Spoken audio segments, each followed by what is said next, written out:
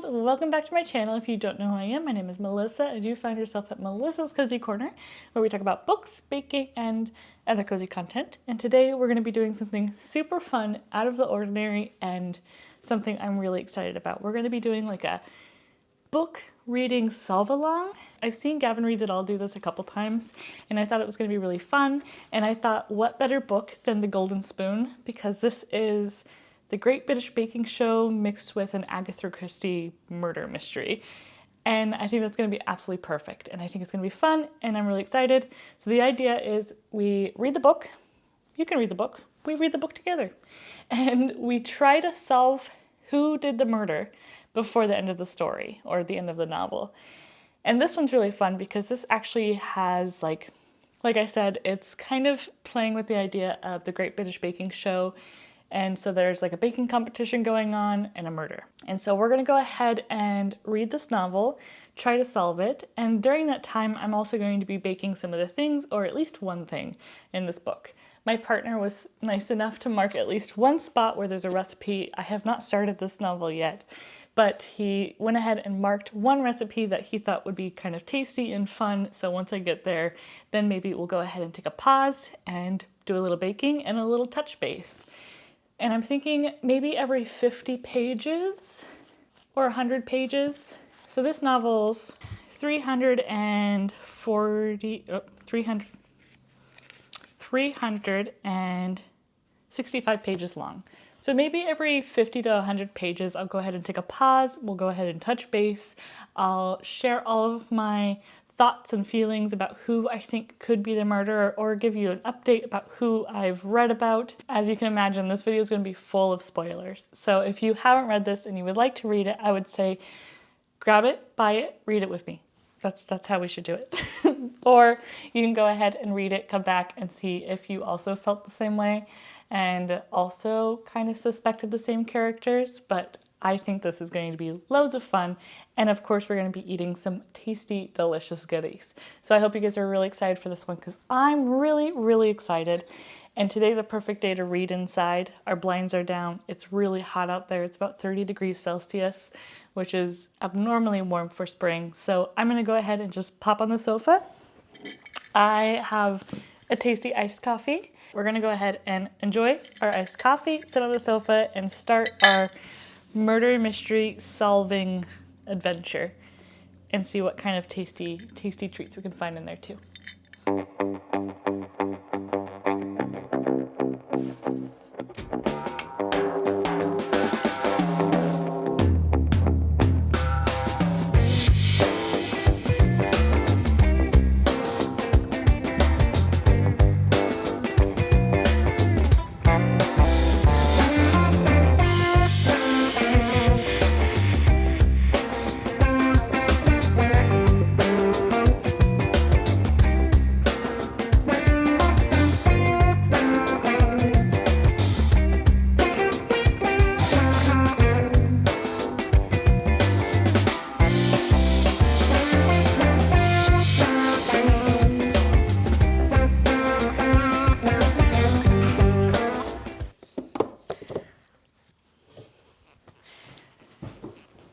Okay, we're ready. So I actually have been really enjoying this. I think this is really fun. I'm only 47 pages in, I believe. 48 pages. And we know so much already, and I'm really excited to share what I've learned so far. So I'm first going to start with our characters. We currently have 2 hosts and 6 contestants. 6 contestants, correct. And we have one kind of lead coordinator that we've been introduced to. And we've gotten to know each of our characters a little bit more, and we've gotten to know some interesting facts about each person and a little bit of drama. But before I get any further, I'm going to first introduce the characters. So I have little notes here, and I have thumbtacks here, my corkboard here. I got Totoro, Detective Amy from Okami, and of course, some coffee, because we always need some coffee when we're doing some detective work. So let's get started. The Golden Spoon. We've been introduced, first chapter, to our character named Betsy. Betsy is our creator of the show, the creator of Bake Week. And that is where our murder is taking place. So Betsy is the creator of Bake Week, and she's been doing this for 10 years. I have my little notes here of each of the characters, and we're gonna talk about Betsy, the creator of the show. So what I have here is she's been the creator, or the show's been running for 10 years, and she was the original creator, and she's been hosting the baking show in a tent, just like the Great British Baking Show. So if you don't know anything about the Great British Baking Show, it's put in a tent, hosted in a tent, put on in a tent, and you have your mixers, your ovens, your refrigerators, everything you need to be as a baker is inside this tent. So that way all the competitors can go in the tent and bake every week. But this is over 5 days. So this is only 5 days of baking, Monday through Friday. They come out with a winner on Friday. So it's a very quick baking show. That's why it's called Baking Week or Bake Week. And Betsy was the creator of the show. Betsy also hosts the show at her manor, which is this ginormous house. Beautiful, beautiful house. That's what we've learned in the book so far. And Betsy hosts the show at her manor once a year, and all of the guests, all the bakers, get to stay at the house. The host stays at the house, and so we have our scene of our murder. So currently, Betsy's there. Betsy's also 73 years old, and I don't know if that's important or not, but we know she's 73 years old. And this year is the first year Betsy has a co-host on the show. And we know there's a little drama behind there. So let's add our notes to Betsy. And the co-host is named Archie. Archie is a world-class baker, and he's not well liked. We've learned this in the first 47 pages. The bakers are not happy that this co-host is kind of intruding on Betsy's baby, Betsy's star, Betsy's thing. So there's also some other things about Archie that we've learned, but I need to look in the book. So I have all of my little stickies here so I can remember what's happening. But the thing we learn about Archie, so Archie is a world-winning baker from Cutting Board, which I believe is another show in this land of Bake Week. This is the first time in the show's history that Betsy has shared the tent with another host. Filming will once again take place on the grounds of Betsy's Martin's family estate in the mountains of northern Vermont. So that's a little bit more of the setting idea. But Archie is a baker, world-class baker. And he ends up coming in a little bit later in the book, and we get to kind of introduced to kind of his thing. And Archie is described as a bulldog. And he has a reputation of being a bulldog. And the way he's described when he walks into the room and gets to know the contestants is very like pompous, very proud, he knows it. He's wearing this nice fancy suit. It's fitted to his body. It's covering his little pooch on his belly, which, hey, a lot of us have. And we can own it. But it's just something that was described in the book. And so we know that Archie is a very proud man, and he's very proud of being a host or a co-host. And he walks in. This is something I noticed when he walks in. He says, "I'm so happy to be a host on Bake Week." So he didn't say co-host, he said host. So I'm guessing that's going to kind of ruffle some feathers. So this is Archie. We don't know very much about him yet, but we know he's not well loved by some of the contestants, and I'll get into that a little bit later. Now let's get to know some of our bakers. So it's actually really nice. At the very beginning of the story, we get to know the first chapter, which I'll go into a little bit later. I want to first talk about all the characters. But it's also, they have this little tiny section, which is 2 weeks ago, the immediate release. So this is just a quick little information about the co-host, the host, which is Betsy and Archie. And then we also get to know about each of the characters. And this is kind of like the little blurb the press gets about each of their characters. So I think this is really nice. And I got some good information here. But the next couple chapters, so 4 days earlier, 4 days before our murder, we get all the characters coming to the manor, and we get to know a little bit more about them. So I wanted to talk about each of the characters first before we talk about the murder. So let's go ahead and talk about Peter first. So Peter, let me grab his notes. Peter is probably one of my favorite characters so far. He is married to a man named Frederick, I believe. He has a daughter who's 3 years old, named Lulu, and they adopted her. He's a construction worker, but he works on restoring old manors, old Victorian houses, old architecture, which I find is really interesting because he's going to this manor, and Betsy says somewhere at the beginning where the architecture is falling apart and she's doing bake week so that way she can pay for some restoration and keeping the manor up and running. So there has to be a little connection there. But Peter is married to Frederick, has a 3-year-old named Lulu. He's passionate about architecture. Oh, this is a really good line. I made a note so we could talk about this. So Peter talks a little bit about the architecture, and I really wanted to share some of these lines because I think he describes it beautifully, and I think it's really well done. So the first area he starts talking about it is, ivy grows up the outer wall on the side of the building, winding its way up the brick around the windows all the way to the slate roof. It flutters in the breeze, making the whole side of the building look imperial, alive. I pass between the lions, pushing open an iron-studded door. I blink as my eyes adjust to the dim light inside. I'm standing in a large open entryway. In front of me, a grand staircase rises like a mahogany waterfall, carving elegantly up in either direction at the landing. So he's describing this house as if it's a piece of art, and I think it's really, really pretty. And Peter talks about how, so this is another really important note. I know I'm all over the place, I'm sorry. We'll get the hang of it.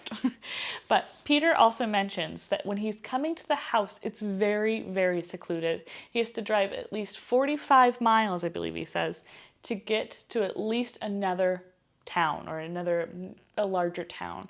Because the town he's in only has the manor and maybe a gas station. He also explains when he walks into the house, he has to give up his phone. So the lead coordinator who we meet, and I don't know if she's important or not, but I wrote her name down just in case. So Melanie takes the phones, and she has all of the phones collected from all of the contestants. So they're secluded, they're at least 45 miles away from any nearest town, and they don't have their cell phones. So I wrote Melanie's name down. I don't know if she's important, but I figured it's good to write down the characters so we know who's involved. So Melanie's in here. And we get to know Peter a little bit more. He's not necessarily concerned about himself. Like, he's a construction worker. He owns a big pickup truck, and he just really enjoys and loves his family. And you get that from his character description and a little bit of his narration. And one of the things he talks about is when he walks in, he's wearing plaid. He's wearing plaid in every scene, and they talk about that a couple times. So he's wearing his nice plaid shirt, not his roughed up ones. He's wearing his nice plaid shirt when he shows up. And then when he gets dressed for dinner, he puts on a new plaid shirt that he's specifically bought for this competition. And he seems really friendly, really sweet, really nice. And that's one of the reasons why I like Peter. But I'm guessing there's something else about Peter that we don't know. But for right now, I really love Peter because he just sounds so sweet and so friendly and like somebody I would want to be friends with. And I really hope he's not the murderer. So now we have Peter. I'm going to run out of space on this board, but we have a backside too. So that's okay. We'll figure it out together. So we have Peter. Now we have Lottie. So Lottie is a retired nurse. She's 72, so a year younger than Betsy, who's our host. And Lottie's the one that says that. Lottie's done a lot of research on Betsy, and she's a big fan of Betsy. Lottie also has a daughter named Molly, and they grew up with not the best means. So Lottie felt like she had to work a lot, make sure she was making enough money so that Molly had the happiest childhood she could. It sounds like they had a really great childhood. They used to watch Bake Week together all the time when Molly was younger. Molly used to really love going into the kitchen and baking, and so Lottie and her used to just bake for fun, and that turned into a really great hobby between the two of them. We also know that Lottie owns a cottage, a cute little cottage, and she collects baking bowls, like mixing bowls. She's very motherly, so one of our other characters that we'll get to meet next, I believe, I'll mention her next so we can make the connections. Stella So Lottie meets Stella a little bit later, and Stella is having a little bit of a panic attack, and Lottie is very motherly, very sweet, very kind, and takes care of Stella at this time. And we also recognize that Lottie is being very observant on some of our other characters. She's watching everybody, she's kind of seeing how everybody's reacting, and she's kind of like she's being observant, which is kind of interesting. Oh, she's also really good at matching energies. So she realizes that, for example, Stella is getting excited and she doesn't want Stella to feel uncomfortable or weird about her excitement. So Lottie tries to match that excitement so that way it's even. She also mentions when Stella's getting a little faint and a little dizzy and a little panicky that she may be 72 years old, but she could hold the weight of Stella. So I think that's an important note.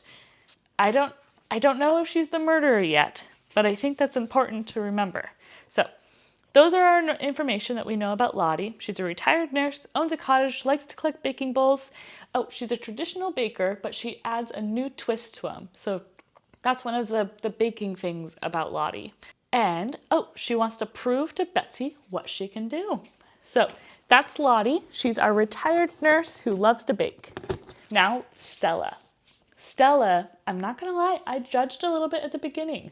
And I feel kind of bad because Stella is a very anxious young woman. And what we know about her is she's a journalist. She's been baking just for a year, and she's challenged herself to become a master of baker in just 1 year. And that's where I judged her, because I was like, nobody can be a master of baking in 1 year. I've been baking for many, many years now, and I still fail all the time, which is completely okay, completely normal. But when Stella was like, I'm mastering baking in 1 year, I thought, oof, no. It was just a little jealousy coming out. I know. I'm trying not to judge. And I'm trying not to judge too quickly. But it kind of helped me not judge her when I get to know her a little bit more in the later chapter. So she has just been baking for 1 year. She wants to really understand baking and get the hang of it. She's the most junior baker out of all the other bakers in the competition. She loves Betsy, like a bit of a super fan, a little concerning. She at one point says in the novel, Betsy and Bake Week saved her life. And we don't know more than that, but we do get that line in there. So it makes you a little questionable, makes you wonder a little bit. And she really enjoys baking cakes, and that's important for a later note. I'll go ahead and mention that later. And she's super concerned about how she is presenting herself. She really wants to impress everybody, so she's normally not really into doing her hair, her makeup, but at this competition, she has made it a goal to make sure she does her hair, does her makeup, wears nice clothes. However, when she's trying to find the dining room, when they're planning to have their first dinner all together, she gets lost and really, really anxious. And this was not necessarily explicitly explained, but because she got lost, I feel like she's not very good at like directions or finding her way through places, and I think that's going to be important later on in the story, because she can't find her way from her room to the front door, and that's concerning. So she's a little bit of an anxious person. She has a hard time feeling secure and comfortable in herself, and she is just easily startled. She even does that in the book. She gets easily startled. That's Stella for us, and I'm a little worried about Stella. I'm a little worried for her. I'll actually read that line from Stella's biography, because I think the way she talks about Betsy and Bake Week is really interesting. So in the little blurb about Stella at the very beginning, where it's been like released to the press, it says, Stella loves all things Bake Week and credits the show and Betsy Martin with helping her through many hard times in her life. Quote, it's an honor of a lifetime to compete in Bake Week in spite of being such a newbie, but meeting my hero Betsy Martin will be an accomplishment all on its own, end quote. I think we have a bit of a obsessed fan here. I don't know how I feel about it, but I'm putting up my little question marks. I'm putting on my little detective hat and drinking my little detective coffee and thinking there's something going on with Stella. But I also don't want to be too quick to judge, because I do feel really bad about judging her at the very beginning, being like, oh, I'm an expert in baking in just a year. But the thing is, she didn't necessarily say that. The press release said that. So I'm curious as to what we're going to find out more about Stella. So let's go on to our next character, who is Hannah. And Hannah is the youngest baker on the competition. She is 21, and she's been currently working at a restaurant named Polly's for the last 6 years. And while she's been working there, she's been perfecting her pie recipes. And when I say perfecting, she is a perfectionist. She's obsessed with having everything exactly the way it needs to be. And we get to kind of see this throughout the pages. But one of the other things to know about Hannah is she's in the book, she's quoted to say, "I can't wait to show the world what I'm made of." And I think that's a very important sentence. And I'm curious as to see if that's, "I can't wait to show the world what I'm made of," or "I can't wait to show the world what I'm made of." Do you know what I mean? That sentence could be taken in two different ways. Another interesting thing is, well, I think is interesting. So she has a partner named Ben, and they have a dog. And when she was saying goodbye to Ben, her dog licked her face, and all she could be thinking about as she was getting out of the car is, I need to go touch up my makeup so that way I look perfect. So I think she's a little bit, she really wants to show, really show that she's put together, and she may be only 21, but she has her life together. And I think that's very telling on this character. She also, as I was just mentioning, she cares very, very much about how she's presenting herself. And she's all about proving that she's more than Polly's. She wants to prove that she doesn't have to be at Polly's, and she wants to get further. And she knows Bake Week can get her further. Oh, I want to read one of the paragraphs that's inside Hannah's narrative. So the last sentence in Hannah's little narrative chapter, she says, "I wince as the driver drops one of my bags onto the gravel drive. All my makeup is in there. I can't have it shattered. There are no Sephoras around here, and I need everything to be perfect. I need to be perfect. I gather my belongings and I try to stand up extra straight. I walk as confidently as I can toward the woman on the stairs, fighting back the feeling that I don't deserve any of this. There is no room for dumb errors now. Mom always says there's only one chance to make a first impression, and I'm not going to mess mine up." I think I'm a little worried about Hannah. I'm a little concerned for Hannah. And I hope, 21, calm down, girl. You got your whole life ahead of you. I'm 30 and I still don't know what's going on. But so Hannah's a little worrying me. But let's go ahead and move on to Gerald. Gerald is controlling. I want to say controlling. He's controlling of his own life.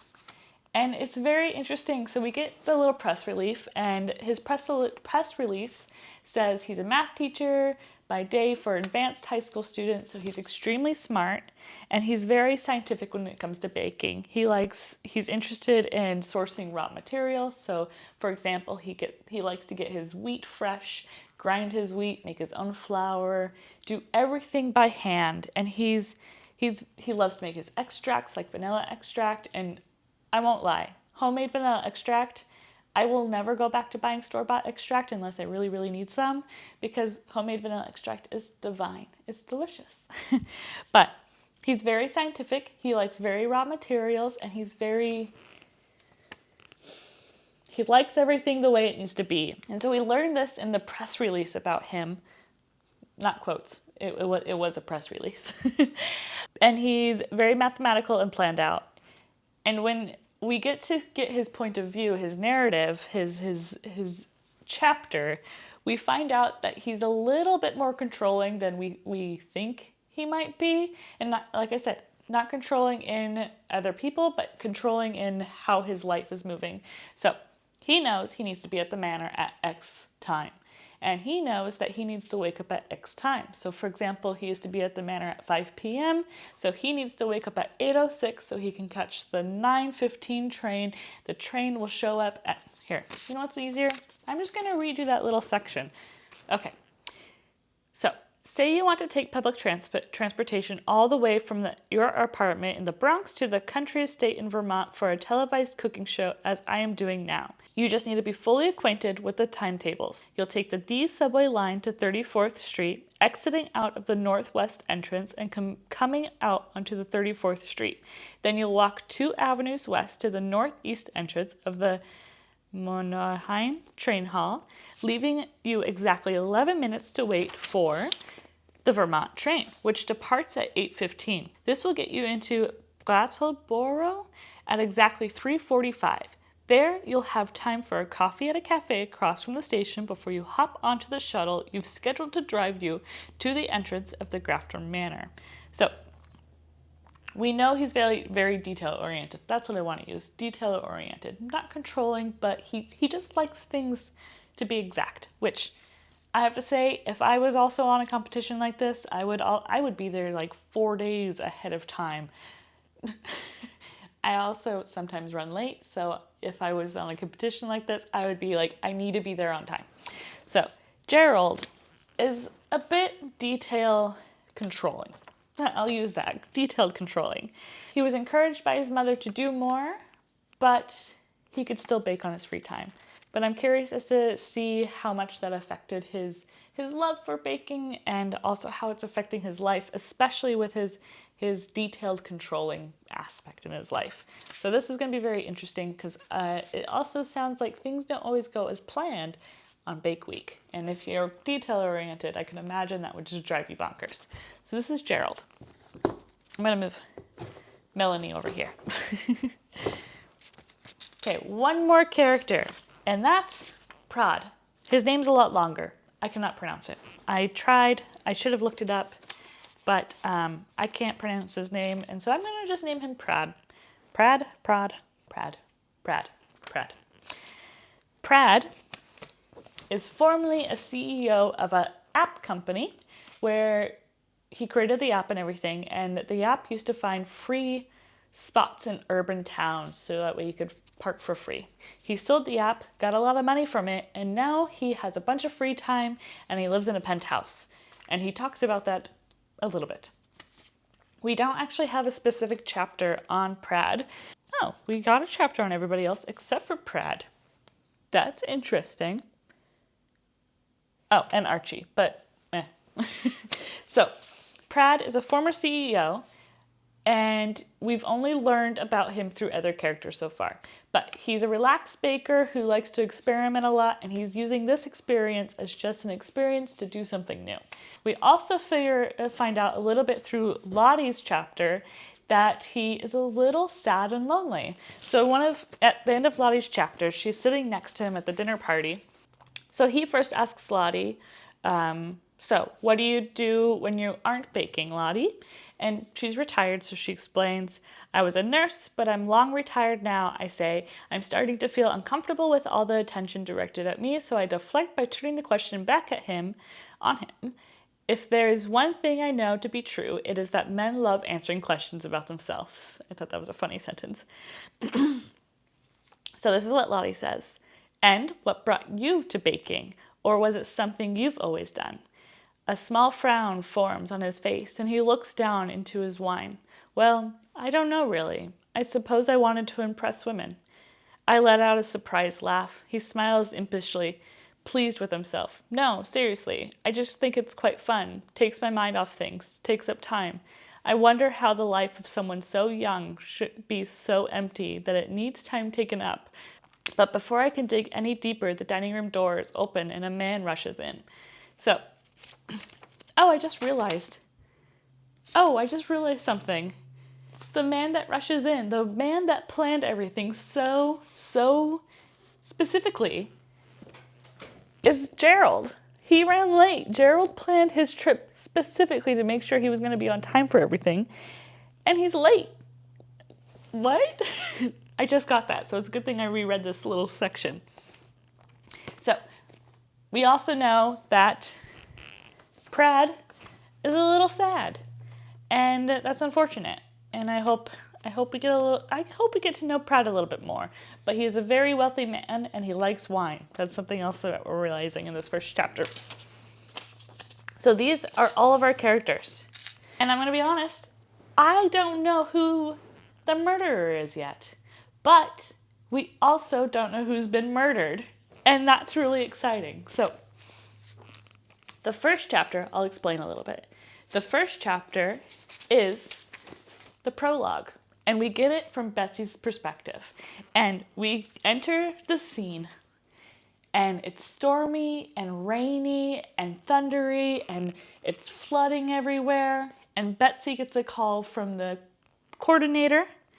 I believe it's Marie. Oh, yeah, Melanie. It's Melanie. Sorry. So Melanie calls Betsy and says, Betsy, who's our host, who's the creator, Betsy, can you go outside and make sure all the stuff in the tent is okay because of the storm? We need to make sure the camera equipment doesn't get destroyed.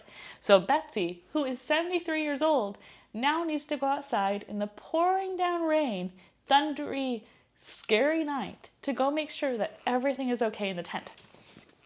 So we get her grumpily being like, fine, I guess I have to do this. It's my fault I sent all of the crew to stay in town, and the only people that are staying at the house are the bakers and her. And the co-host maybe? Oh, Archie as well. So Archie also gets to stay at the house. So we have our baking contestants, who are Peter, Lottie, Stella, Hannah, Gerald, and Prad, and our two hosts, which is Betsy and Archie. These people are staying at the house. Those are the only people at the house, the manor, and everybody else is in town. We also learned during the story that there is really not very much service out at the manor. It's very hard to get any signal out there. So Betsy needs to go outside to the tent to make sure everything is perfect and nothing's going to get damaged, because they still have to stay on time and make sure they're staying on schedule, because they have 5 days to do all the recordings, because it's only a bake week. So Monday through Friday, all days are baking days.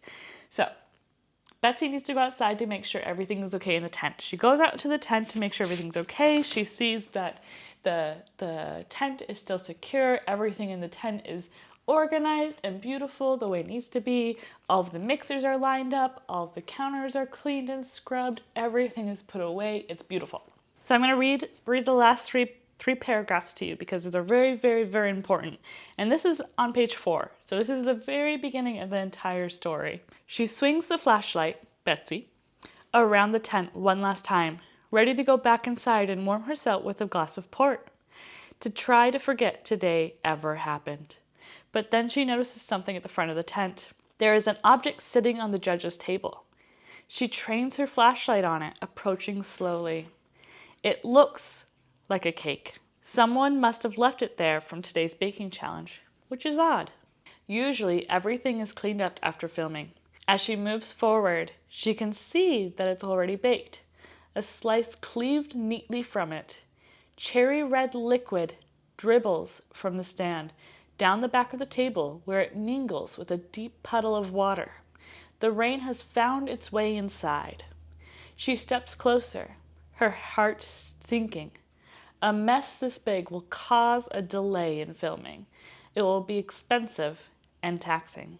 A drop of water lands on her face and she jumps. She reaches a hand up to wipe it away. The liquid feels smooth and slippery. Reaching her fingers in the beam of the flashlight, she is shocked to find they are streaked with bright red. It feels like... She turns her flashlight up. Its spotlight trails into the peaked roof of the tent until it stops on something. Before her eyes even make sense of the horror above her, she starts to scream. Woo! So, that's where we go to 2 weeks ago. We get to know the characters, so we get the little press release about the characters. And then 4 days earlier, and that's where we get each chapter a little bit of a narrative from the characters, except for Prad, which is kind of shocking, and how they got to the manor and how their first night at the manor has been. And that's 47 pages into the story. So we don't know who's been murdered. We don't know who, of course we don't know who the murderer is. I actually don't have suspicions yet, When I first read the press release, I thought, maybe Stella is like a stalker. And then I thought maybe Gerald is a little bit too detail controlling. Or maybe Prad is just sad. Or I don't suspect Peter. Peter just seems so sweet, but now it makes me worried that he might be a murderer. And then also, who's been murdered? Was it Archie because nobody likes him? Betsy wasn't murdered because Betsy's the one that found the murdered person. Is Betsy pretending that she found the murdered person and she's really the murderer? That sounds a little out of reach, but you never know. Hannah, she wants everything to be perfect, and maybe things aren't going as perfect as planned. Lottie, she can hold somebody's body weight. It could be anybody. It could literally be anybody at this time. That's why I want to introduce the characters first, because now we have a full picture. Oh, and Melanie's over there because she's been mentioned twice, and I don't know what to do with her, but she's a character, and maybe she's not important, but she's just going to hang out over there until we find out. So, we have a card that says suspects, a card that says victim, a card that says info, and a card that says clues. And I have 2 little notes here with a little bit more information, but not much. I have one thing that's about Bake Week. I'll read it to you in a second. And we don't know who's been murdered. And I went ahead and wrote down a couple little notes that it's secluded. There's no phones. There's no service. Another good note, Stella, who's our journalist, likes to bake cake. And there was cake on the table. That's important to know, I feel like. Ooh, and then there's another scene. So I have 2 scenes to read to you. So first, we got to tack on clues. Let me read you something that Lottie said.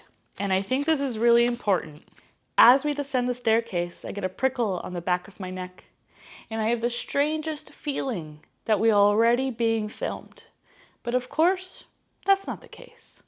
I don't share my suspicions with Stella, who already had enough of a scare for one evening. I watch as her eyes dart around, taking everything in. So, are they being watched? Are they being filmed? Like, what is happening? So, those are my notes. It's secluded. There's no phones. They have not very much signal. Stella likes to bake cake. That's important. And we don't know who's been murdered. So this goes under info. And there's one other thing I wanted to read to you. And I think this is really interesting because this is kind of how I feel about the Great British Baking Show. So I kind of wanted to share it. And I think it's really lovely because I think that's probably one of the reasons why it's been included in this book. Bake Week is a special kind of entertainment. It's not just a show for bakers, though obviously that is the main activity.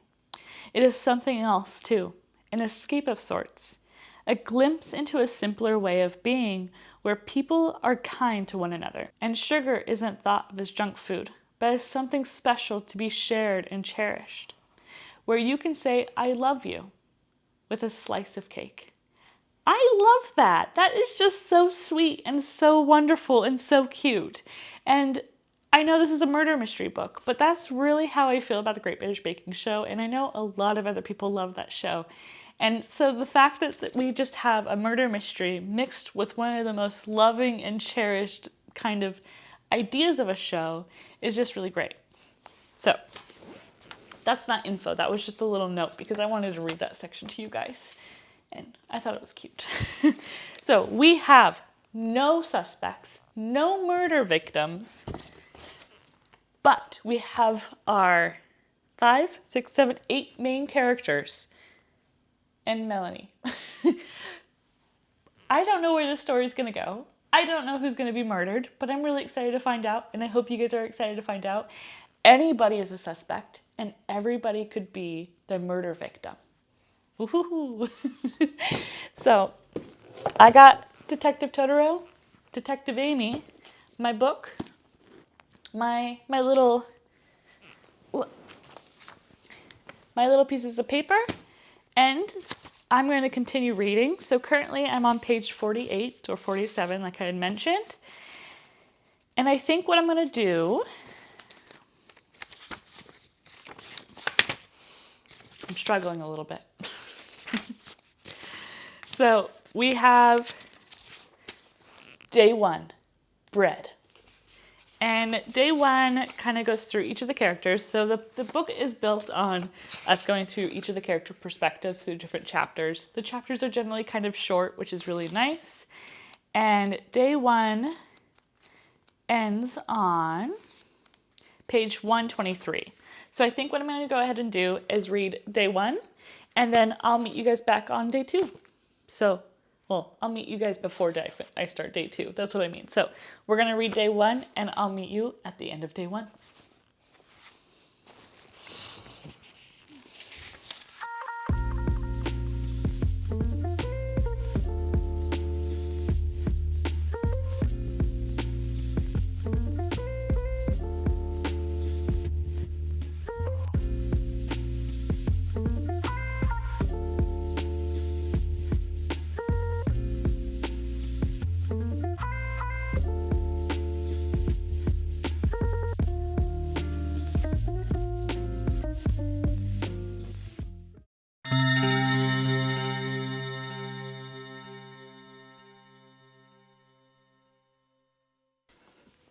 Okay, I'm not done with day 1. I'm not done with day 1 yet. I have 20 pages left, but something so major happened on page 100 and 101 that I had to jump on here in my office, not with our murder board, and talk to you guys about what's happened. But I'm going to go ahead and do a full recap of day 1 after I finish the chapter. I just want to tell you about this part that's just so important and just, wow. A little ecstatic, aren't I?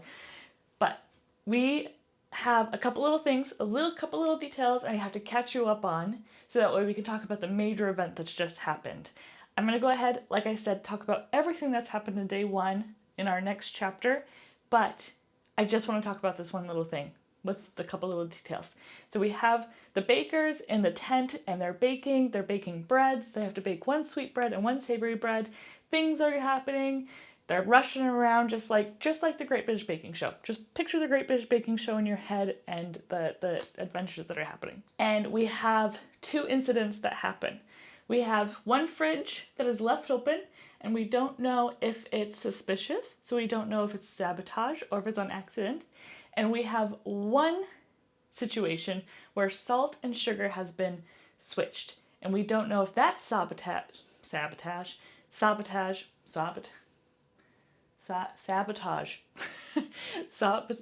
Oh my goodness. We don't know if that's sabotage. So 2 incidences where things are a little weird and we're a little concerned.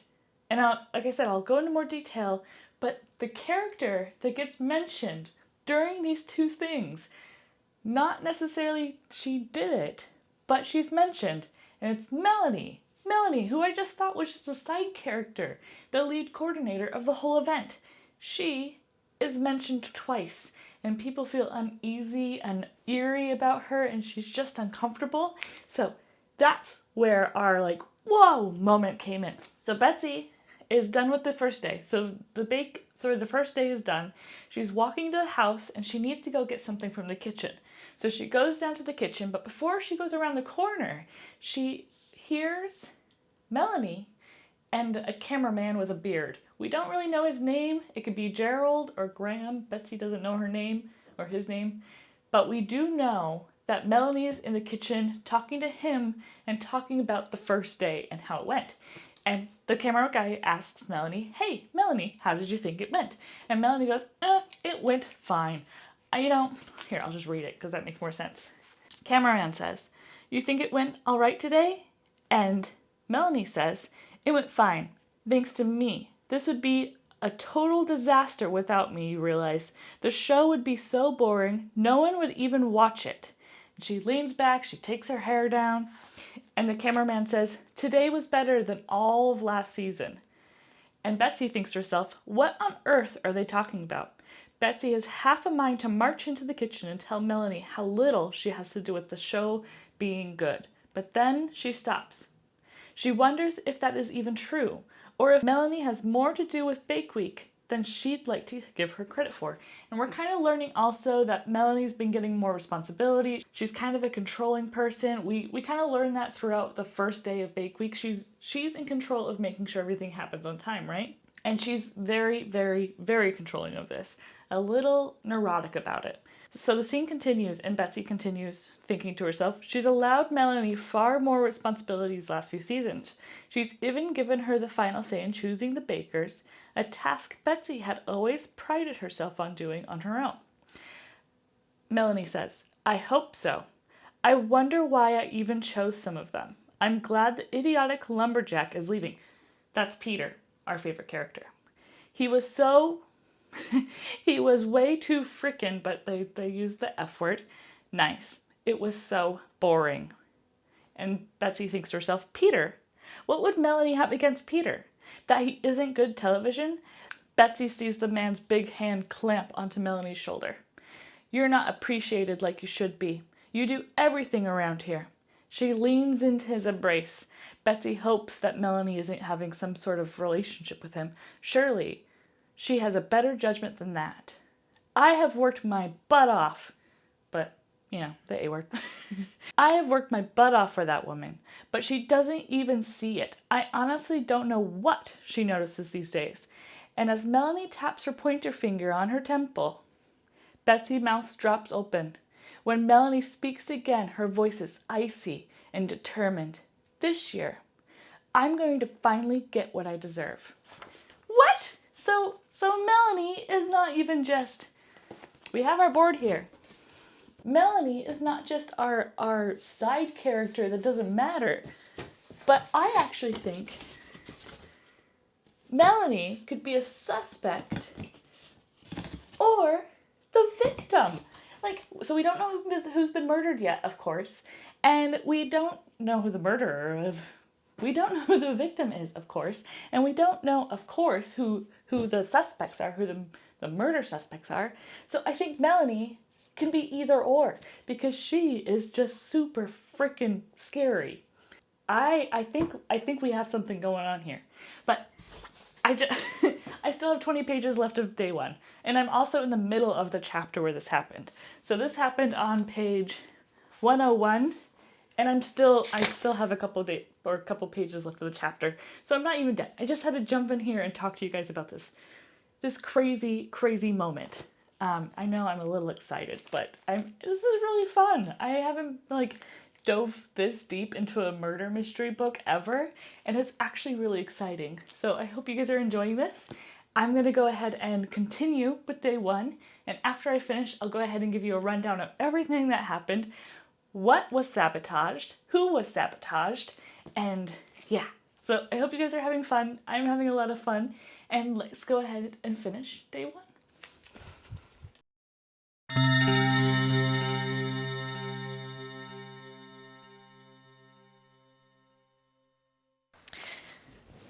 Okay, so we are done with day one. Day one of bread day is finished. And there is so much tea to spill. I've never used that term, but I really wanted to, so I wanted to try it out. But there's just so much to go over. So we're gonna first start with a little recap. I've already kind of jumped in and told you a little bit about Melanie and what happened with Melanie during this section, but I wanted to do a little recap of who all the characters are, just so we're all caught up. We have Betsy, who's the creator of our show, who's been working on the show for 10 years, who's also 72 years old. We have Archie, 73 years old. We have Archie, who's the new co-host, and Betsy does not like him. We have Peter, who is our architect and our construction worker. We have Lottie, who's our retired nurse, who's 72, a year younger than Betsy. We have Stella, who has quit her job as a journalist and has been trying to become an expert in baking in just 1 year. We have Hannah, the 21-year-old pie expert who works at the restaurant named Polly's, and she's been there for 6 years, and she wants to prove that she's worth something more. She's older than what she really is. We have Gerald, who's the control detail person, how he has to be on time and have everything under control, but he was late on the first night. And we have Prad, who's the CEO who sold his business, has a bunch of money, but seems a little sad. And Melanie, we all know what happened to Melanie if we were staying tuned to my last update.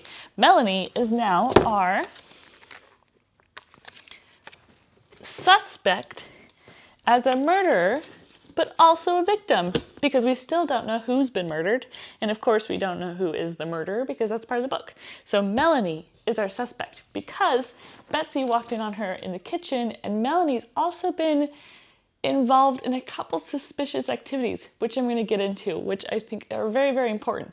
But during my last update, I talked about how Melanie was in the kitchen with our new character, Gordon or Graham, because Betsy doesn't remember his name, who's the camera dude with the beard, who was caught in the kitchen with Melanie while Melanie was saying, "This year, I'm going to finally get what I deserve." So we have that.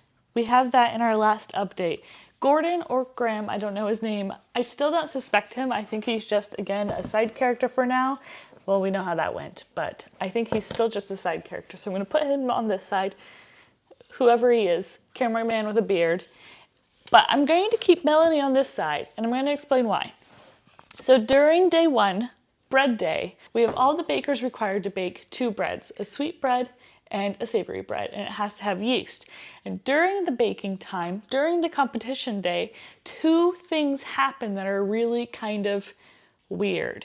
The first one is with Prad, and Prad is in the kitchen.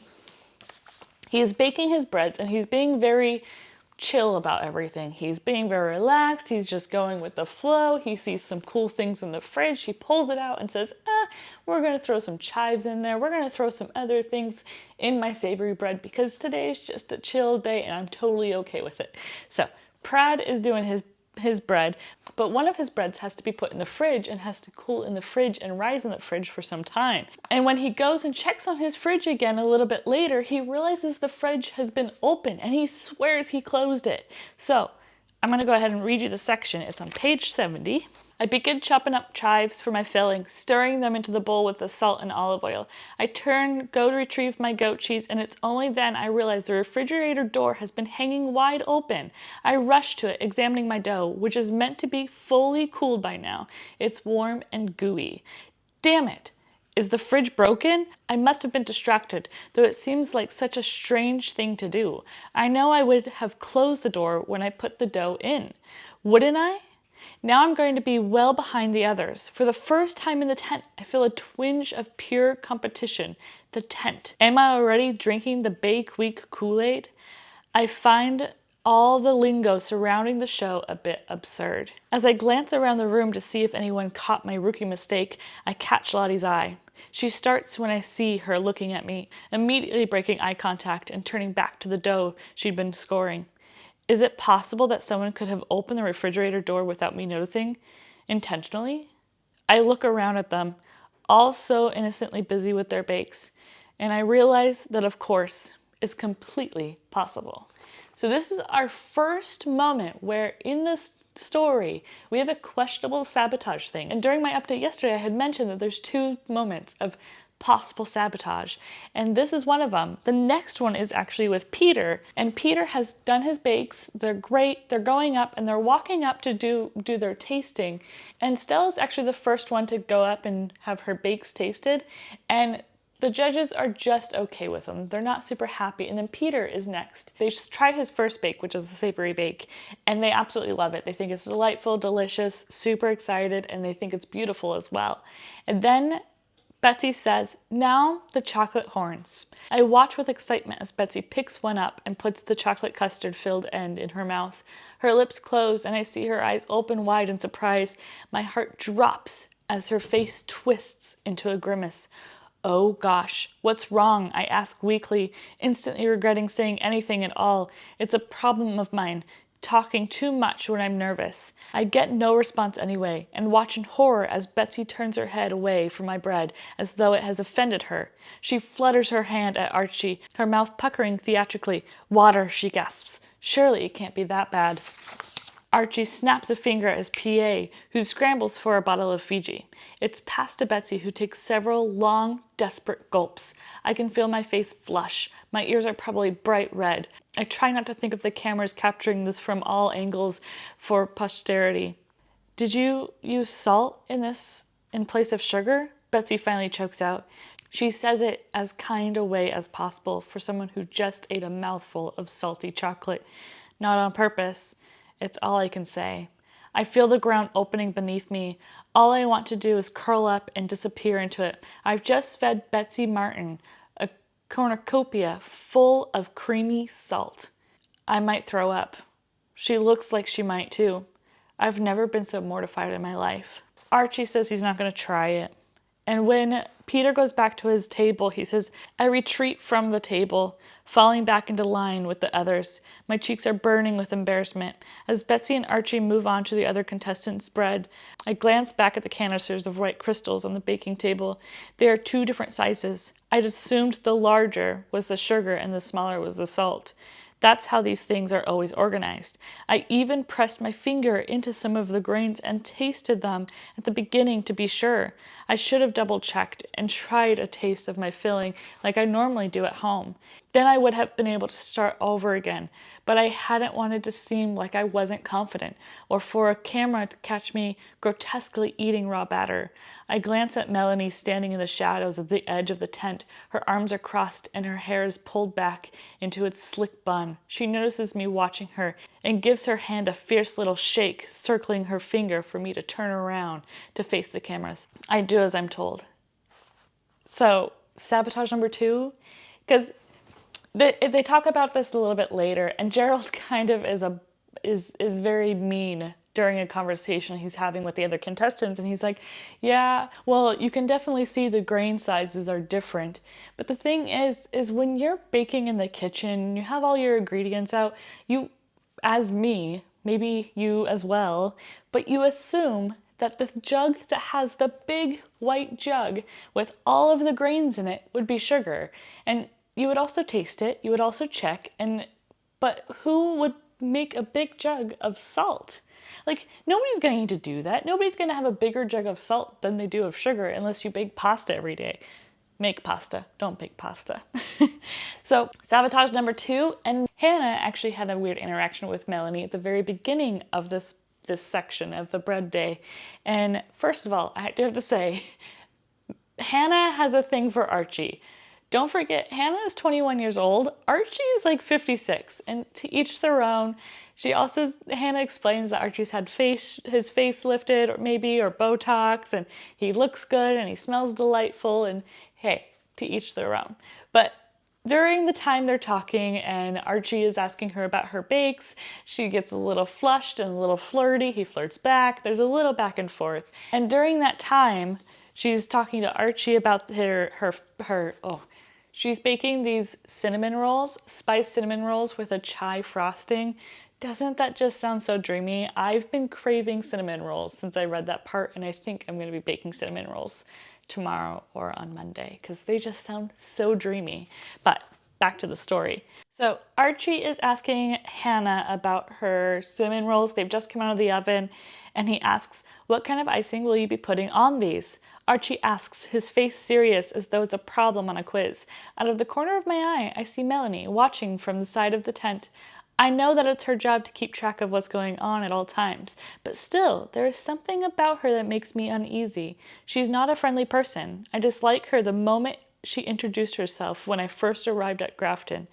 I could feel her judging me, looking me over with her cool stare. She is shiny and put together, thinks she is so important. I saw the look on her face as she took my phone away then, how she smirked at my glittered case. She probably thinks I'm just a little baby, playing grown-up. I try to brush her opinions of me aside. What does she matter anyway? Right now, I need to focus on Archie and looking good for the cameras. So and by the way, she's making a cream cheese frosting, of course, and she's putting chai spices in it, and I think that's going to be delightful. I didn't want to leave you hanging. That's what she's putting on top of her cinnamon rolls. So we have another interaction between one of our contestants and Melanie, and things are a little weird. Things are seeming a little odd. Melanie is my top person for my murder suspect, so who has been murdered, and also the person who could be doing the murdering. But I don't know which one yet. I just know she's not well liked and she wants to be noticed. Another thing before I move on to Melanie and a little bit more on the story I've gotten from her, during After they're done baking, they're done with the bread day, they're all inside, they've had dinner, they're drinking a couple glasses of wine, and Hannah has had a couple glasses too many. And when she's walking up the stairs to go to the west wing where all the contestants are sleeping, she thinks, oh, maybe I'll go to the east wing where the host Betsy is, and also the co-host Archie is. And she just wants to take a look. And when she walks over there, she realizes, oh no, I probably shouldn't. So she turns around and runs directly into Archie. And they flirt a little bit, then they do their thing. And then Archie says, hey, why don't I show you the east wing, but you can't tell anybody else. And that's where we leave it there. So we don't know what happened also between Hannah and Archie, but that sounds a little suspicious to me. That's a little odd. And Archie's just, I only have one note about Archie on here, and it just says his show is pretty much like Gordon Ramsay's Hell's Kitchen.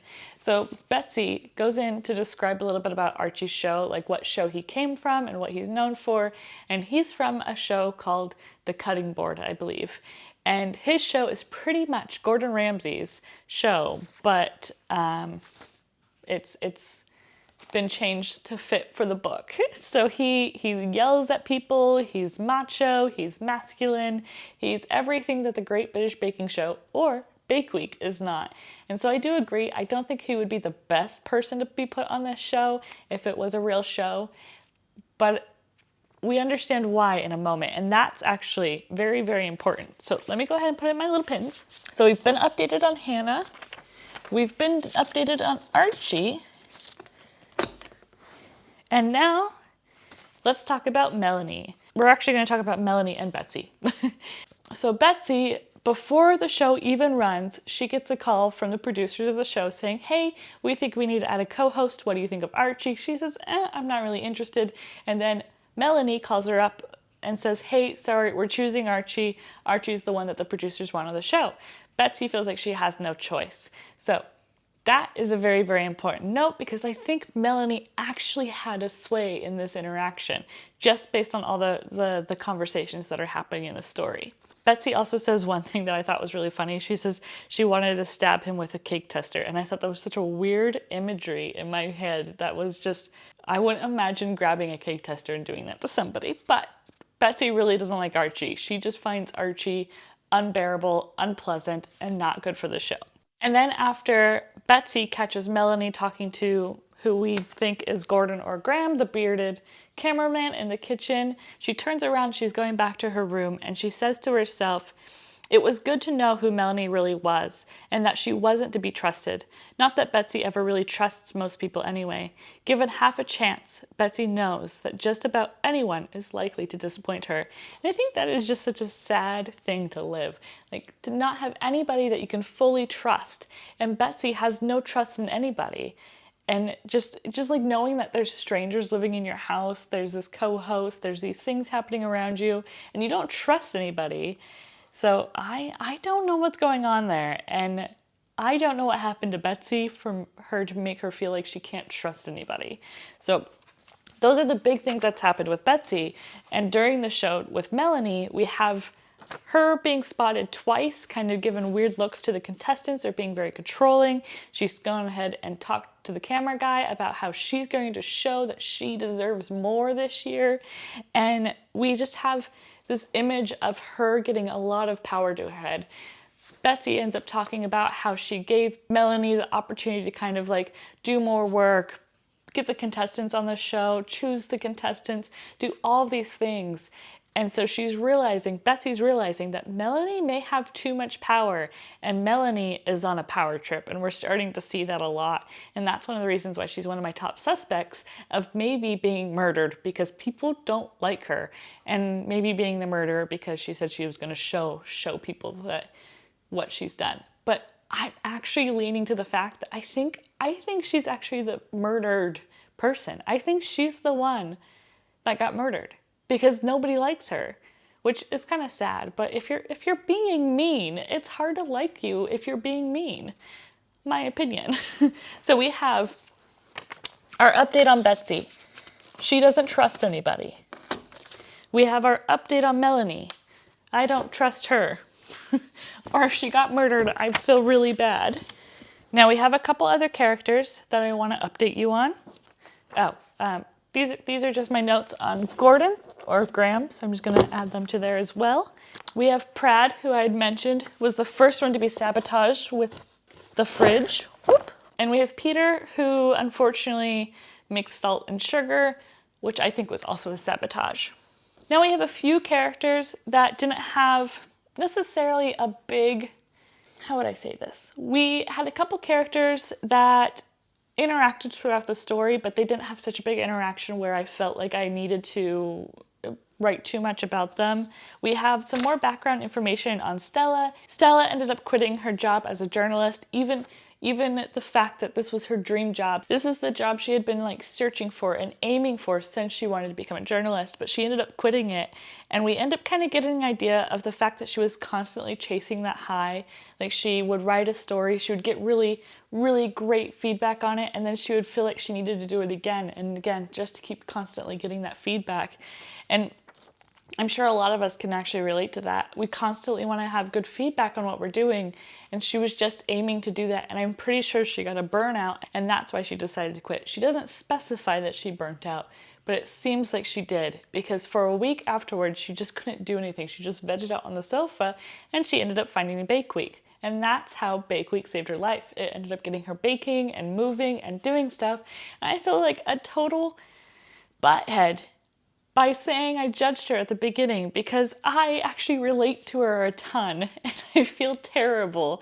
And so I feel like I judged myself, but I really just judged this character, and I feel really bad because Stella is just trying to get her life back on track, and she's just trying to figure things out. And she found love in baking, and she realized that it's just something she can do with no stress, and I just think that's so great.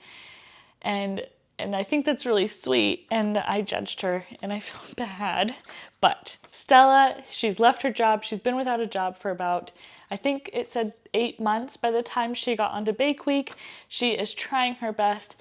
I had mentioned this earlier. She went ahead and brought her bakes to the judge. The judges were mediocre about it, didn't love them, but they were fine. She was not the one that was let go at the end of the episode. At the end of the day.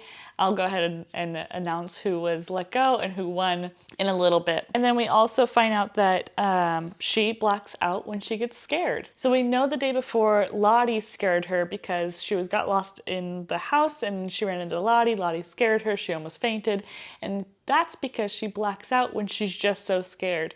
And she talks about how her therapist says it's one of her coping mechanisms, and she kind of figured out how to work through it by doing her counting. So she does it's called square breathing, I believe.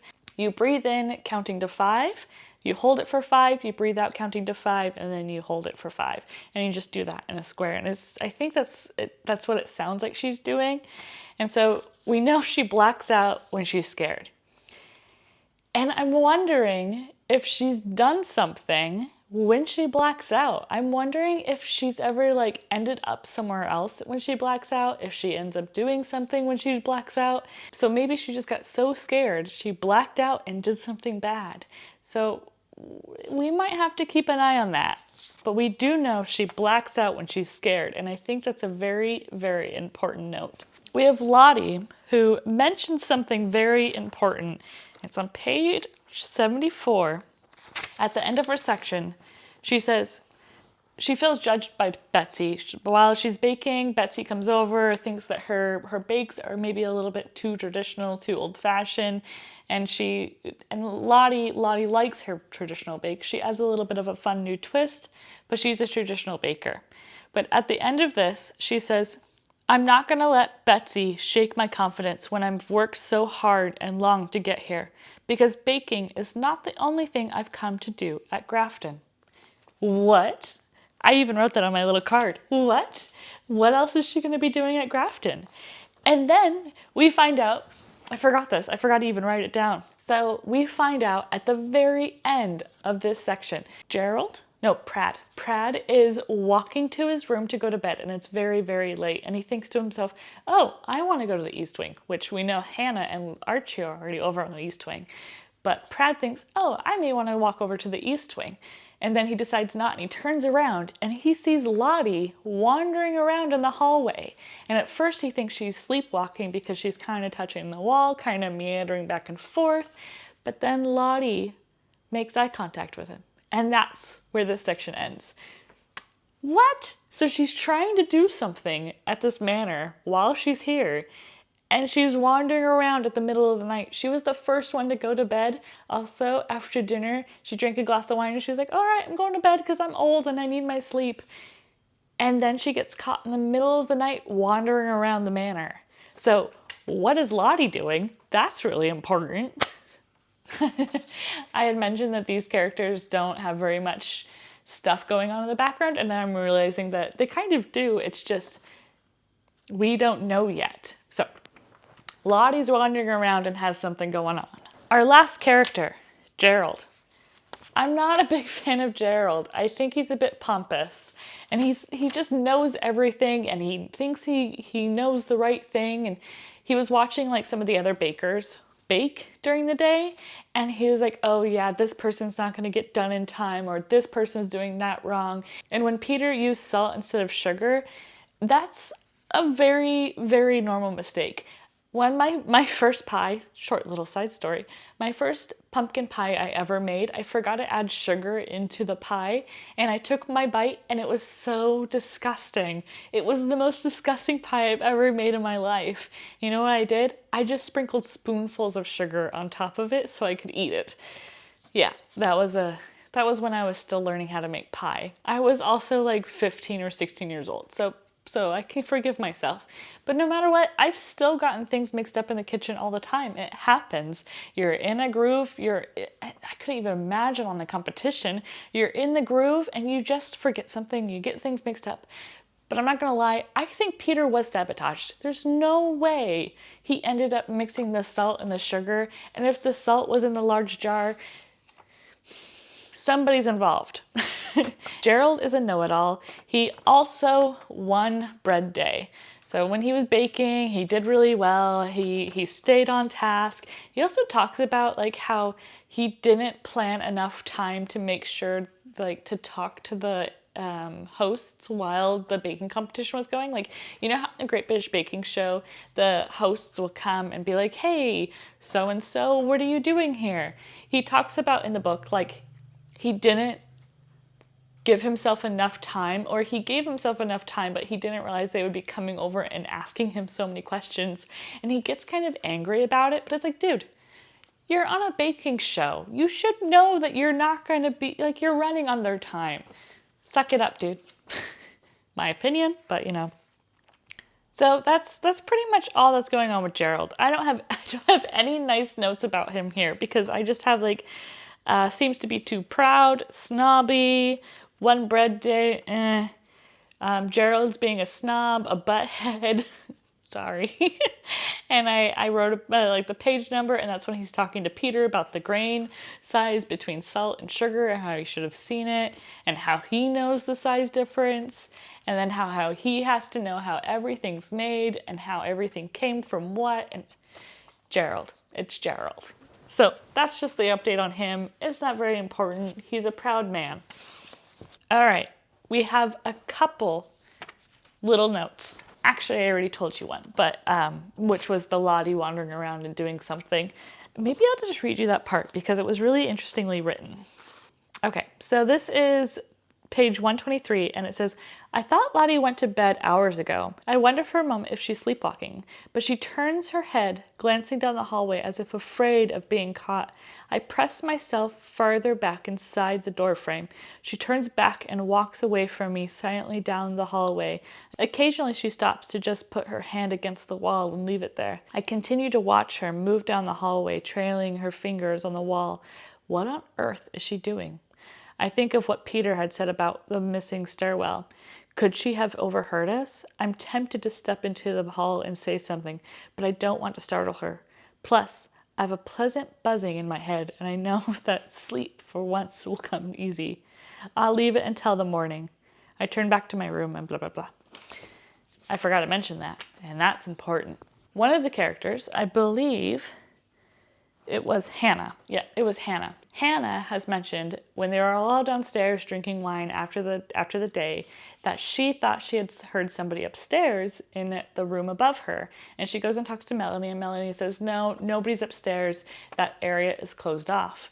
And she says, yeah, but I thought I had somebody moving. And she's like, no, you were just hearing things. And Peter ends up telling a story about ghosts, blah, blah, blah. But the thing that I found interesting was after everybody went to bed, Peter and Prad were sitting together, and Peter says, yeah, in some of these really old houses, they actually just had all of the stairwells on the very sides because the upstairs used to be the servants' quarters. So the servants used to use the side walls so that way nobody would see them coming in and out. And what ended up happening, what he thinks happened, because he was looking at Gerald's blueprints of the house that he used to make sure he knew the pathway to the tent every single time. So Peter was looking at the blueprints and he had noticed that the wall at one end is actually not supposed to be there, that they had blocked off the staircase that goes upstairs. So there's no way of getting upstairs from the west wing. And they were talking and they were like, oh, well, maybe it's actually open on the east side. So they kept it open on that side and they just closed it off because they have contestants sleeping on the left side. But there is some mystery. Somebody is upstairs making noise. But who is it? So that's day one. That's bread day. So much has happened. So, quick recap. Everybody is just everywhere. We have Gerald, who is one bread day. We have Peter, who is being sent home. I'm curious actually if he's going to be sent home or not, though. That is definitely there. And I'm really, really sad Peter's gone. And the fact that Melanie, I think I had mentioned this in my little surprise interaction with you guys when I figured out that Melanie was being all shady. But Melanie had mentioned that Peter is too nice for the show, and I think that's just so lame. I think that's just terrible. Some nice people are just nice. Leave us to be nice. So we have Peter, who has been kicked off the show. We have Gerald, who won the show. We have Hannah and Archie in the East Wing. We have Stella, who's having blackout scary moments. We have Lottie, who's wandering around the floor and being all weird and has something else planned for her time while she's at the manor. We have Betsy, who overheard Melanie saying some weird, shady stuff downstairs. Did I forget anybody? And Prad is just Prad. There's not much going on with Prad, other than he's happy on his wine buzz.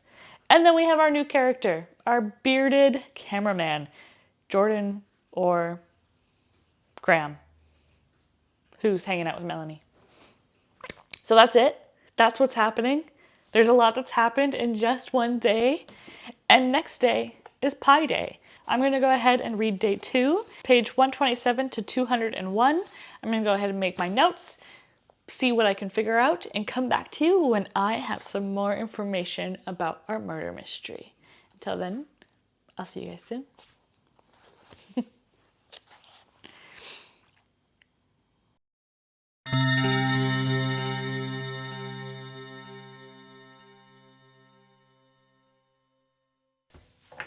We're back to day 2. And Pie Day is done, and I have a lot of information to give you. And I'm going to tell you a terrible joke, and you can judge me, or you can skip a couple seconds ahead. But I don't think this should be called the golden spoon.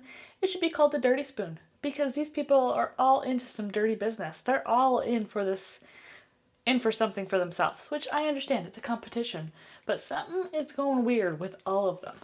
And I'm going to get into everything. But first, I want to tell you about what we're going to be doing today. We're going to be trying to bake a pie while I update you on this book. And it could be a complete disaster. It could be very confusing, very messy, both verbally and tablely. And we're going to try our best. But my partner went ahead and tabbed a spot. He tabbed this a couple days ago. And this was the pie he wanted me to make. I finally read about it, and I'm going to read you the little blurb about the pie so you can see why the pie is so needed. So it's a pie from Hannah, and Hannah is our pie expert. She's the one that works at Polly's restaurant, and she knows her pies. So she says about this pie that she's going to make for the competition day. There are so many recipes I've created to choose from. I think back to the most successful creations and land on one particular pie that had people driving back through a snowstorm to Polly's for second slices to take home. My chocolate strawberry chiffon pie was a hit not to be missed. A chocolate crust filled with a pink strawberry custard studded with bits of fresh strawberry. I'll make it again, and this time I'll decorate with sugared basil leaves and strawberry hearts. So it sounds delicious. So what we're going to be doing is I have a ton of fresh strawberries here. Our strawberry kind of huts that sell strawberries here are open. We get fresh strawberries all the time. So we're going to go ahead and make ourselves a strawberry gelatin. I've never done that before, but we're going to go ahead and try. And then I've never made a strawberry chiffon pie either. It's a lot of firsts today. It's a lot of firsts. So we're going to go ahead and try to make a strawberry gelatin, fold in some cream cheese maybe, some powdered sugar to sweeten it up, and also some whipping cream to make it light and fluffy. For the crust, I'm going to be using chocolate cookies to make that chocolatey deliciousness. And I'm not using sugared basil leaves, unfortunately, but we're going to have some cute little strawberry hearts on top after we're done. Hopefully. I am a little nervous, I'm not gonna lie. I have never talked about something else while I am baking on camera, and it's a little nerve-wracking, but we're gonna do our best. So, I have some strawberries in a pan already, which is about a cup of strawberries. I'm gonna go ahead and add some water or some sugar in here, some water in here, and let it boil for a little bit just to get the strawberries really soft so we get a really strong strawberry flavor. And while we're doing that, while we're mixing that, I'm going to go ahead and update you on some character information because we got a lot of tea to talk about. So let me go ahead and get these on the stove. This is what we're going to be running into this whole time, so I hope you're ready for a complete disaster in verbal communication. But we're going to get through this together. One thing I do want to update you about. Whoops. The guy that Betsy couldn't remember, Gordon or Graham, his name is Graham. So he came into the chapter a little bit more, and we found out that his name is truly Graham. So I just want to update you on that before we actually get started. I'm going to go ahead and tack him there. Melanie is still on the back of our board as the victim and murder suspect. So just as layout info. I'm not gonna lie, I'm gonna be making some of this recipe up because I am feeling a little lazy and feeling a little experimentative. I'm feeling a little like Prad today. Just gonna experiment and see what I can come up with. Hopefully it turns out good. I mean, it's gonna be strawberries and chocolate with some sugar. I mean, what can really go wrong? So we're gonna bring this to a boil and talk a little bit about some updates. Got myself a spatula, so we're not using a spoon in a pan and making a lot of noise. All right, so we have a lot to go through, kind of. That does not make sense, but you'll understand.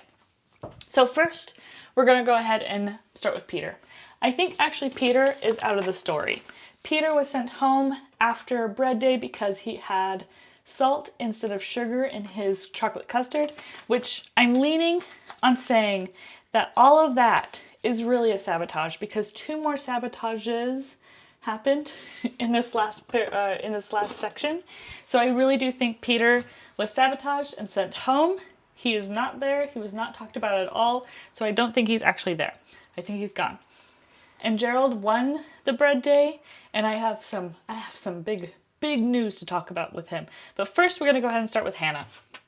Hannah is, again, remember our 21-year-old baker. We're baking her pie today.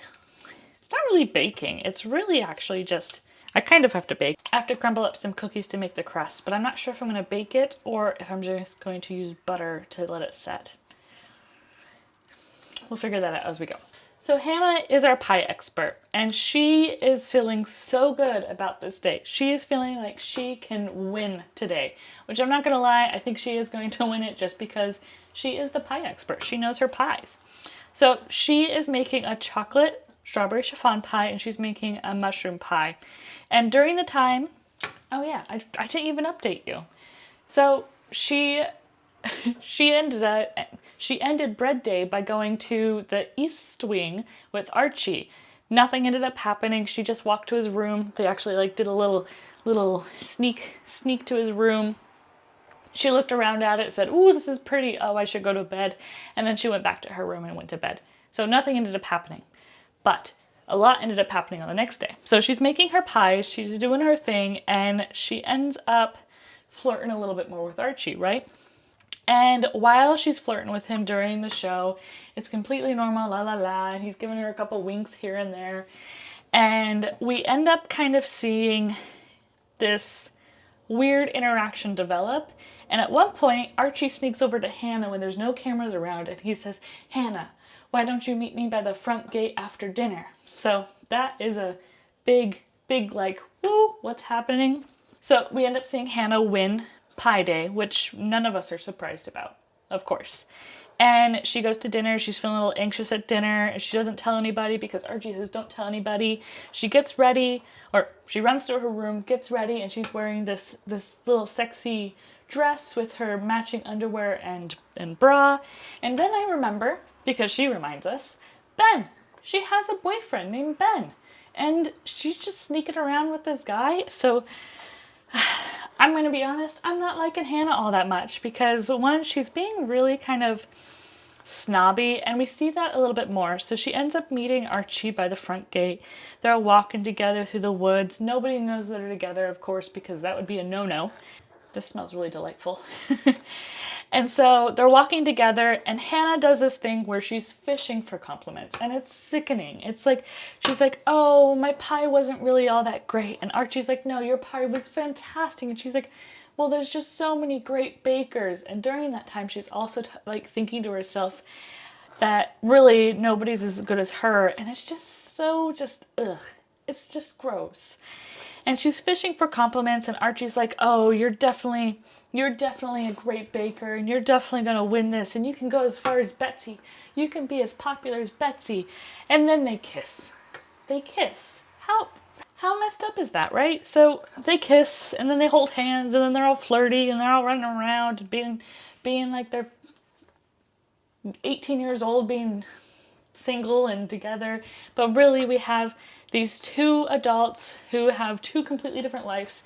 They're on this show as a competition, and we have Hannah flirting with our co-host, which is cheating. That's cheating. You can't do that. And it's just honestly a mess. It's just disappointing. I gotta throw some gelatin in here real quick. I'm gonna do 2 gelatin leaves. I've never used gelatin before. I've used the powder stuff, but not the leaves. So I have these really fine leaves. Oh, there's 3 right here. Good thing I checked. Now I'm gonna go ahead and throw both of these in here. Okay, we're dissolved. I'm wondering if I want to add a 3rd one just in case. Because I want it to stabilize my whipping cream as well. I'm gonna add a 3rd one. If I add a 3rd one when I realize it's too thick or too sturdy and too gelatin-y, then we know next time we'll need 2. Okay, so we see the relationship between Archie and Hannah kind of blossom in not a good way, I think, in not a good way. And we don't really get very much on Archie other than he is kind of, you know, the macho man. Betsy's still not really loving him, but she's realizing that he can still offer quite a bit of help because he's taking off some of the pressure of running the whole show. Archie is just there, and he doesn't really bring much to the show other than flirting with Hannah at the moment. I still think he could possibly be murdered. I'm not gonna lie, people are just not really liking him, but really he's just a side character at the moment and not very important. And I think Hannah's honestly also just a side character, but I could see her get so jealous that she does end up murdering somebody. So we got an update on Hannah. Is there anything else I missed? Nope. That's everything that's happening with Hannah and Archie. I'm gonna go ahead and blend my strawberries real quick so it's a nice smooth blend before I continue talking, so that way you don't have to hear me go woo with my blender. Okay, so we have our strawberry gelatin slurry mix. It smells good. It smells like strawberries, which is what we're looking for. I don't know how it's going to taste. I'm going to be honest, I'm not going to try it because it has so much gelatin in it. And I think I'm just going to wait for it to cool down because it has to get mixed in with my whipping cream to get all nice and fluffy. So as this is cooling, I'm going to go ahead and what I'm going to do is I'm actually going to add it to a bowl that has some cold water to see if I can get it to cool a little bit faster. And as it's cooling, I'm going to break up some cookies so that way we can go ahead and make our crust. So I'm going to go ahead and put cold water in here. Now let's move on to Betsy. So Betsy also didn't have a lot going on in this chapter. We do know that she is not very nice. Betsy's just not a very nice person. She doesn't trust anybody. She's just kind of always on the fence. She feels like she's always having to prove herself with Archie. Like maybe the producers are trying to replace her with Archie, but it's just kind of confusing. She's always just really concerned about like what's happening with her, which I completely understand. She's older. This is her show. She's trying to make money for the manor and everything like that, but she's just kind of a downer. So Betsy is, first she receives a text from the producers, or from a guy named Francis, is I think her agent. Francis is her agent, and Francis wants to talk to her in person. And I guess it's very odd for Francis to want to talk to her in person, so she's a little worried about that conversation. We find out that it's going to happen on the same day as Pie Day, at the very end of the day, but that conversation never happens in this day, or at least for us. So we don't know if the conversation happened, or if it's on the next day, or if she's going to kind of do a recap after the conversation for day 3. So Francis is going to talk to Betsy and have kind of a rundown of something that has Betsy worried. Betsy also does like a review of the contestants, and the way she describes the contestants is kind of mean. I'm going to read you this section. Betsy looks at the 5 remaining contestants. They've done well this year, finding people with different strengths and vastly different personalities. It should come across well on film. Hannah, doe-eyed and youthful, wearing a dress that is not entirely appropriate for a baking show, is the perfect contrast to Stella's wide-leg jeans and striped mariniere shirt. Some kind of shirt. Prad, with his lazy good looks and jokes always at the ready, a foil to neurotic and buttoned-up Gerald. And Lottie. Well, there always has to be a Lottie, to keep the field balanced. They always cast a senior for others to look up to. She won't win, of course. They never do. It's just like, she has already a predetermined idea of all these characters, and or all these contestants, and it's kind of unfortunate. I mean, we all do this. We all kind of judge a book by its cover, or judge somebody before really getting to know them. I've done it, and I mean I did it to Stella in the book, and we try not to do it, but it's sometimes really hard. But the fact that Betsy's just so open to the fact that she's judging these people, and so quickly when she's the judge of a contestant or a contest show, is just really unfortunate, because you're going to, of course, judge the people who you may not like as much a little bit harsher, and that's not great. That's not how these shows should be working.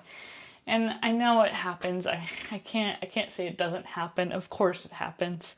But it's just really hard to see that in this story, especially since there's some really amazing characters or contestants on the show. Like I'm feeling for Lottie, I'm feeling for Stella. Prad's not great, but Prad's also not bad. Gerald, I do agree, is a control freak. Hannah, it's being a little flirty, maybe with the people she shouldn't be flirting with. But no matter, it's see, I'm still judging people. But anyway, we see Betsy do this, but then we find out a little bit more about Betsy a little bit later in the chapter, where Lottie is talking about her time when she used to live at the house with Betsy when they were really, really young. And she talks about how Betsy was so controlling, and she was just like so proper. And of course, because she grows up this manner, she grows up in a life where she's pretty much expected to live that way. But it's such a bummer to see, almost, because you're wanting to see her be like, oh, I'm here to help maybe the people who don't have as much opportunity, but really she's just doing this for herself, and it's kind of unfortunate. And I just came up with that now. I just came up with all that now. This is why I talk to you guys. You guys help me discover new theories and new ideas. So Betsy is just kind of, she wasn't a great kid to grow up with. She was very controlling. I mean, Lottie tells the story of when she was really young. She was about 10 years old, and she was playing in Betsy's room, and that means Betsy was she says Betsy's about a year older, so Betsy's 11. And Lottie is looking at this beautiful porcelain doll that she, of course, would never have in her life. The porcelain doll is missing its foot. The hair is half cut off, and Lottie is thinking, oh, what a pretty toy. And Betsy's like, oh, do you like this toy? And then Betsy smashes it. Like, that, I think, is a full telling story of Betsy's personality as a child. And I'm wondering if that went up to, like, her being a little bit older, if she still has that kind of personality. I think that's very interesting. I got sidetracked. Oh, okay. We're crumbling cookies for our crust. So we have Betsy doing all that stuff. We have Betsy, we're kind of getting another eye of what Betsy really is. We also get her opinion about how she doesn't trust Archie still. She's never going to trust Archie. I think she's always going to feel like somebody's trying to replace her. Oh, and we also find out that Betsy's not a big fan of Stella. Let me open my cookies real quick. That should be fine. So Betsy is wandering around and she's looking at the contestants while they're all doing their baking, and she walks past Stella and she has a little thought to herself about how she doesn't like Stella because Stella's always looking at her and like fawning over her, and she thinks that's just kind of like, I don't remember the exact word she used, but it reminded me of like it being like gross and uncomfortable. And it's so unfortunate because Stella talks so highly of Betsy and talks about how much she loves Betsy and how much Betsy's done for her without even knowing it. And it was just kind of sad because like Betsy's so quick to judge. And I don't know, like Stella's been talking about how she really wants to befriend Betsy and just be close to Betsy, and like how she's daydreamed about being best friends with Betsy. And Betsy she wants nothing to do with Stella at all. She even comments about how like Stella's been lucky that she's made it through this far. Like, okay, so I didn't talk about let's talk about Gerald real quick. So we're going to take a sideline away from Betsy to talk about Gerald, because Gerald also had a mishap, a little bit of sabotage during the day, and he was angry, so angry. So during the bake day, he was so ready. He brought specifically a certain grain with him so he can make his crust with the grain. And then he also brought like an orange essence, it's kind of like vanilla extract. It's kind of like an orange extract, but it was something else. It was something very, very special to him, which he made himself. So he was in the midst of making his recipe, and he was feeling really great about it because he's scientific, he knows everything, and he mixes some sugar and also his orange essence into a pan and puts it on the stove. And he realizes it smells kind of funny. And Archie comes over and starts talking to him, and he realizes he doesn't recognize the smell, and it doesn't smell right. It doesn't smell like the essence that it should smell like. And he realizes that it smells like gasoline, and he is furious. He talks about he's yelling about how somebody switched his stuff, about how he could have killed somebody, and nobody knows what's going on. Like, nobody knows why he's so angry because he's just screaming and he's not explaining what ended up happening. So he ends up leaving the tent completely. He ends up leaving the tent, going back to the house, and not coming back to finish the bake. So, of course, he's the one that's eliminated because he had nothing to deliver. Kind of like, if you're a fan of the Great British Baking Show, you know about, what was it called? Ice Cream Gate or something like that, where one of the contestants threw away his cake, like his ice cream cake, and didn't have anything to deliver at the end, and everybody was so angry at him because it's like, hey dude, like if you have something to deliver, it may not look beautiful, but maybe it tastes delicious. Everybody was super upset with him, and that's kind of what happened to Gerald. So he was really upset, left the tent, and had nothing to present at the very end, so he ended up being sent home. And as I had mentioned earlier, Hannah was the one that won that day. But Gerald isn't seen the rest of that day, so nobody has seen him. He doesn't come down for dinner, he doesn't come down for the wine at the end, and his door is locked shut. And nobody's getting in. So the idea is he would go home the next day. However, when I was reading that section, I felt really uncomfortable. It made me wonder if something happened to Gerald. It also made me wonder if Gerald could go on a rampage. We don't know. Or maybe somebody really doesn't like Gerald, because a lot of the characters, the contestants and Archie himself, had mentioned how they don't like Gerald because he's so perfect or something like that. So that happened. And while that was happening, wait, why did I go on that rampage? See, I also went on a rampage. Oh, right. Stella's pies turned out terrible. So Stella was making 2 pies, a peach and ricotta cheese pie, which I've never heard of, but made me really interested, and I think I might have to try that out. Not today, because we're busy breaking cookies. But so we find out that, or we see that Stella does terrible in her pies. And the only reason she's making it to the next day is because Gerald failed so badly, because I'm pretty sure he was sabotaged. And we also find out that Stella was possibly also sabotaged during her baking. So she's making a peach and ricotta pie, right? And she's put the peaches on the stove so that they can be reduced. And she has them reduced. She turns down the burner and she's talking to Betsy. And Betsy says, hey, I think something's burning. And she realizes that her peaches are burnt so badly that there's no way of rescuing it. By the way, if you ever burn something, don't try rescuing it. You're going to have the burnt flavor in it completely. So it's unfortunate, but it's true. It's just garbage. So Stella has to restart her peaches. She has to redo all that.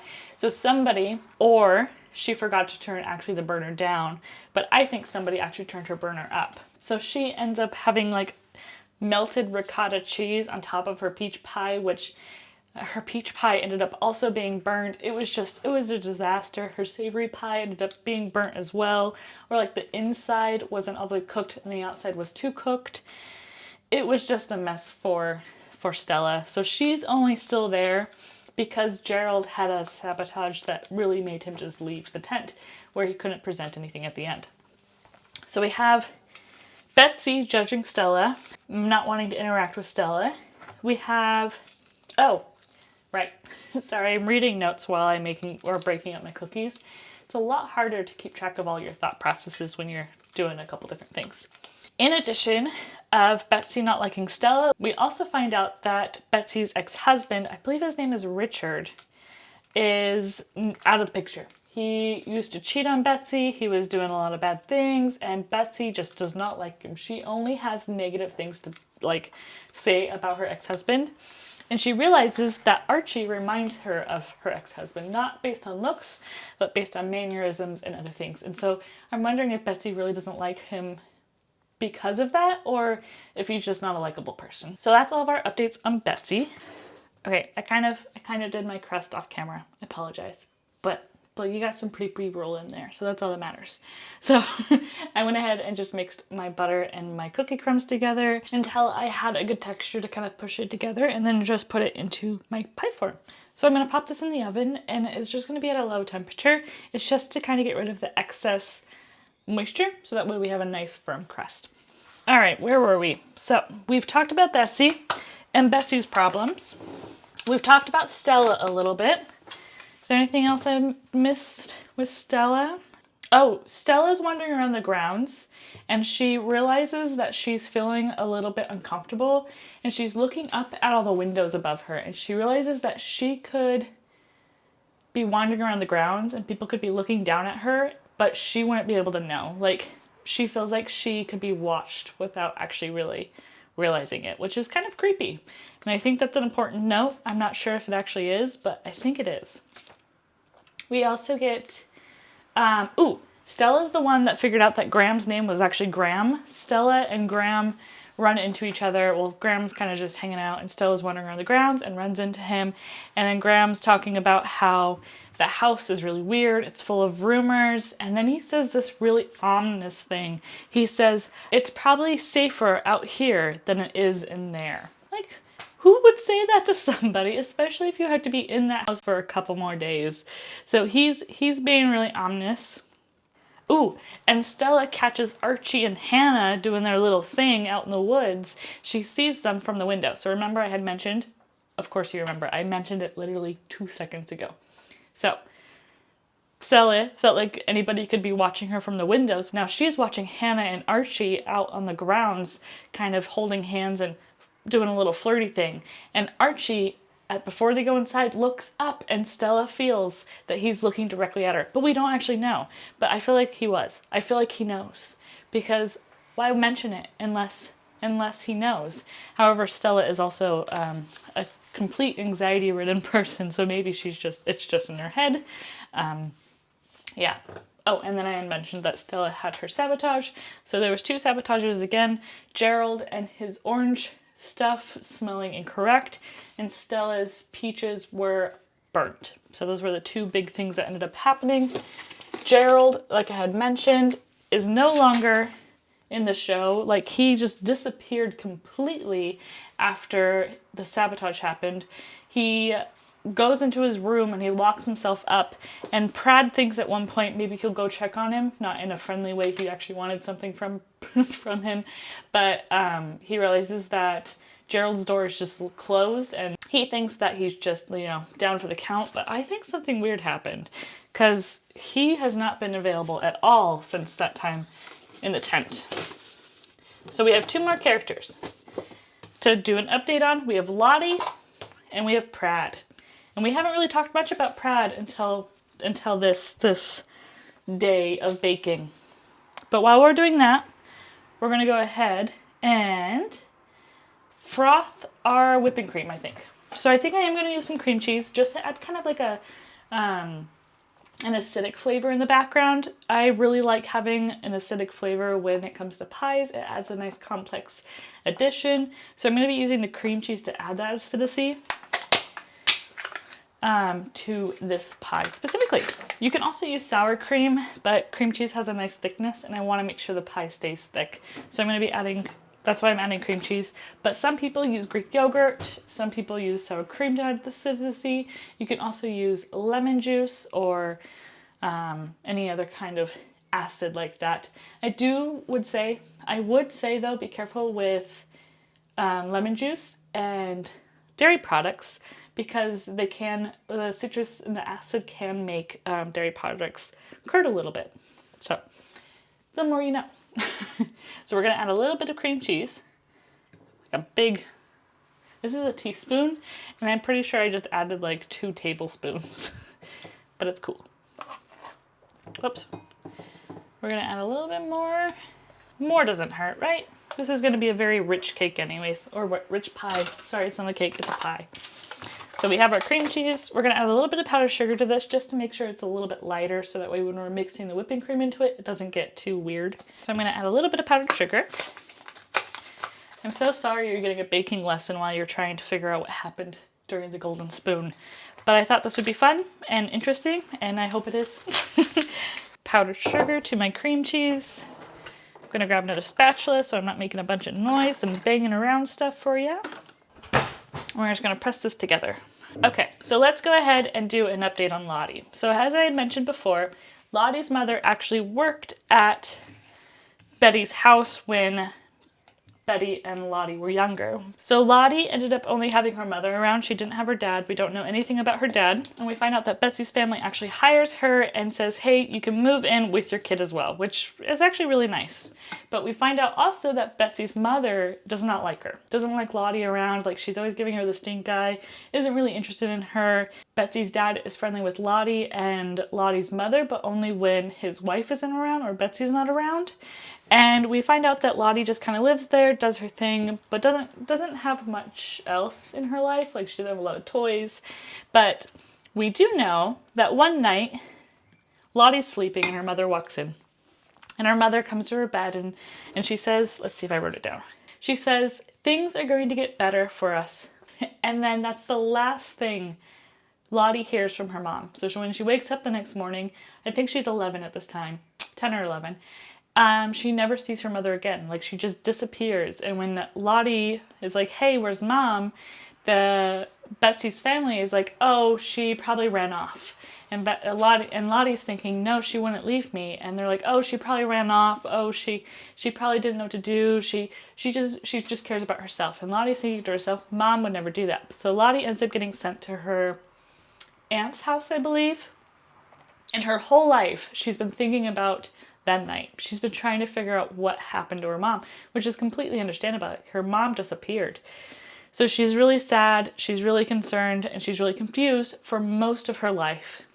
And then she finds out that Betsy is holding this competition at her manor where you can go there and bake. So she's applied every single year since this baking competition's been going so she can get back to the house to see if she can, like, rework some memories and see what ended up happening. I gotta add some cream to my cream cheese. So we find out that Lottie's only been applying for this show because she wants to go back to the manor to see if she can figure out what happened to her mom. She goes back to the manor, and that's why she's been snooping around, because she's been trying to figure out how to get to the next floor, the 4th floor where she grew up. So she knows that you can get to the 4th floor. She's just been trying to figure it out. We end up finding out that you can go through a cupboard. Like, there's this wall, like the staircase, and then there's this wall. There's doors all along the side, and Lottie knows that you can get up there. Prad's the one that actually finds the door. They're not together, but Prad ends up like playing with the wardrobe that's staying where the door should be to go upstairs. And he ends up opening the wardrobe, and then you can actually go through the wardrobe to go up to the 4th floor, which I think is really funny. It's like a homage to The Lion, the Witch, and the Wardrobe. Lottie wants to go upstairs to see if she can find out more information about her mom. So she goes upstairs, she gets upstairs, and she finds out that Prad is up there. And then Prad and her end up talking because Prad's just bored. Prad is bored to death. Literally, I think he's going to die if he doesn't realize, like, find something to do. He's talking about how he's bored with baking. He's no longer interested in it. He doesn't like the fact that he has to do it every single day. He would rather just have fun. And it's just, things aren't working out for him. He's just not having a good time. And so he needs to find something to do. And he finds out that Lottie is trying to figure out what happened to her mom.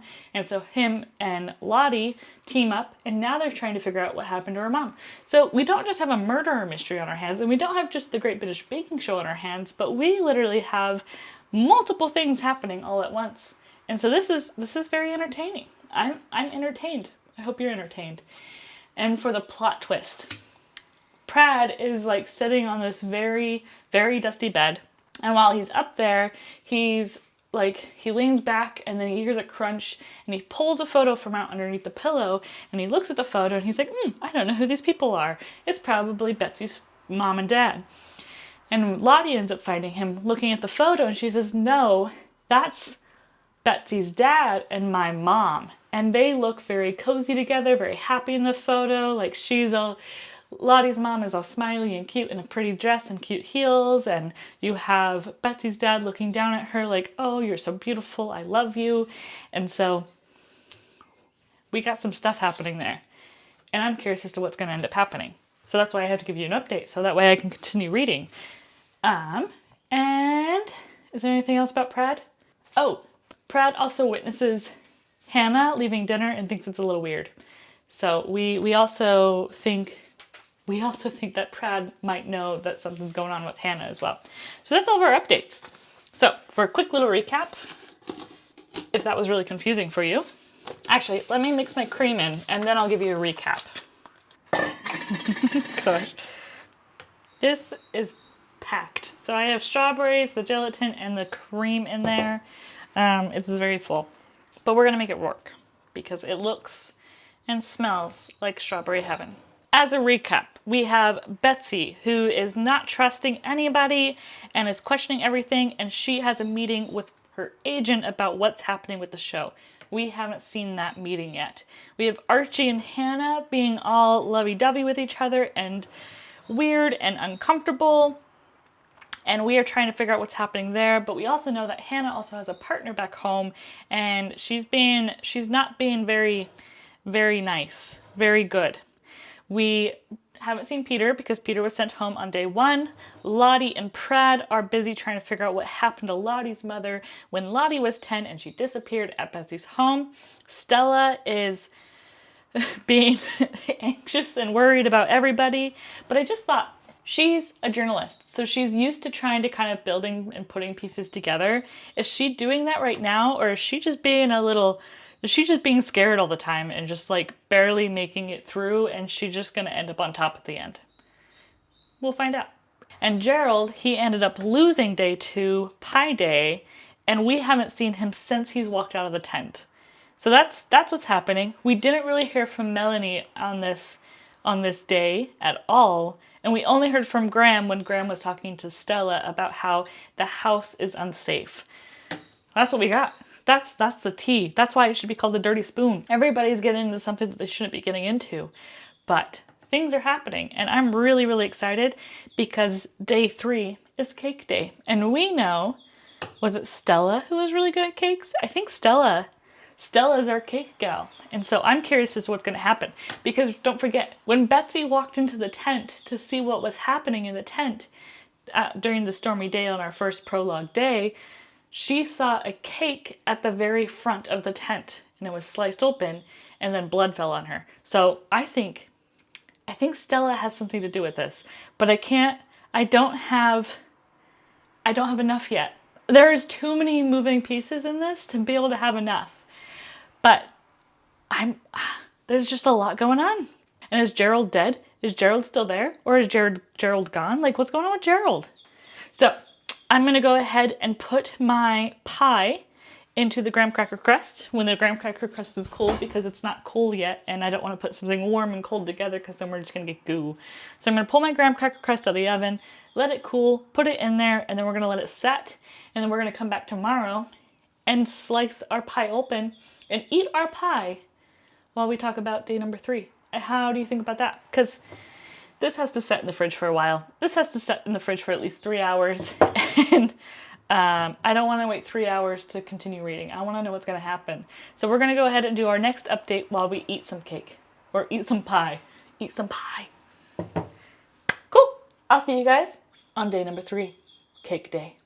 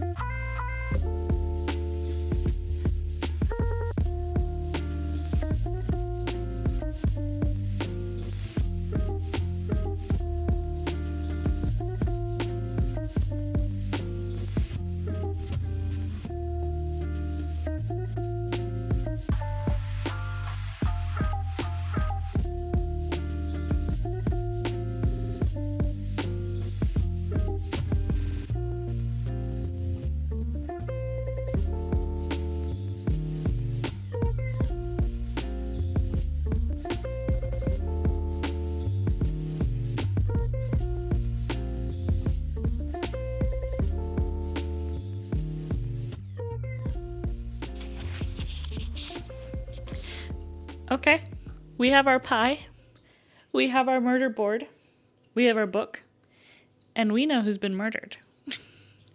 So I figured we're going to go ahead and sit here, do a little recap of what's happened in the last 100 pages while I eat a little bit of pie.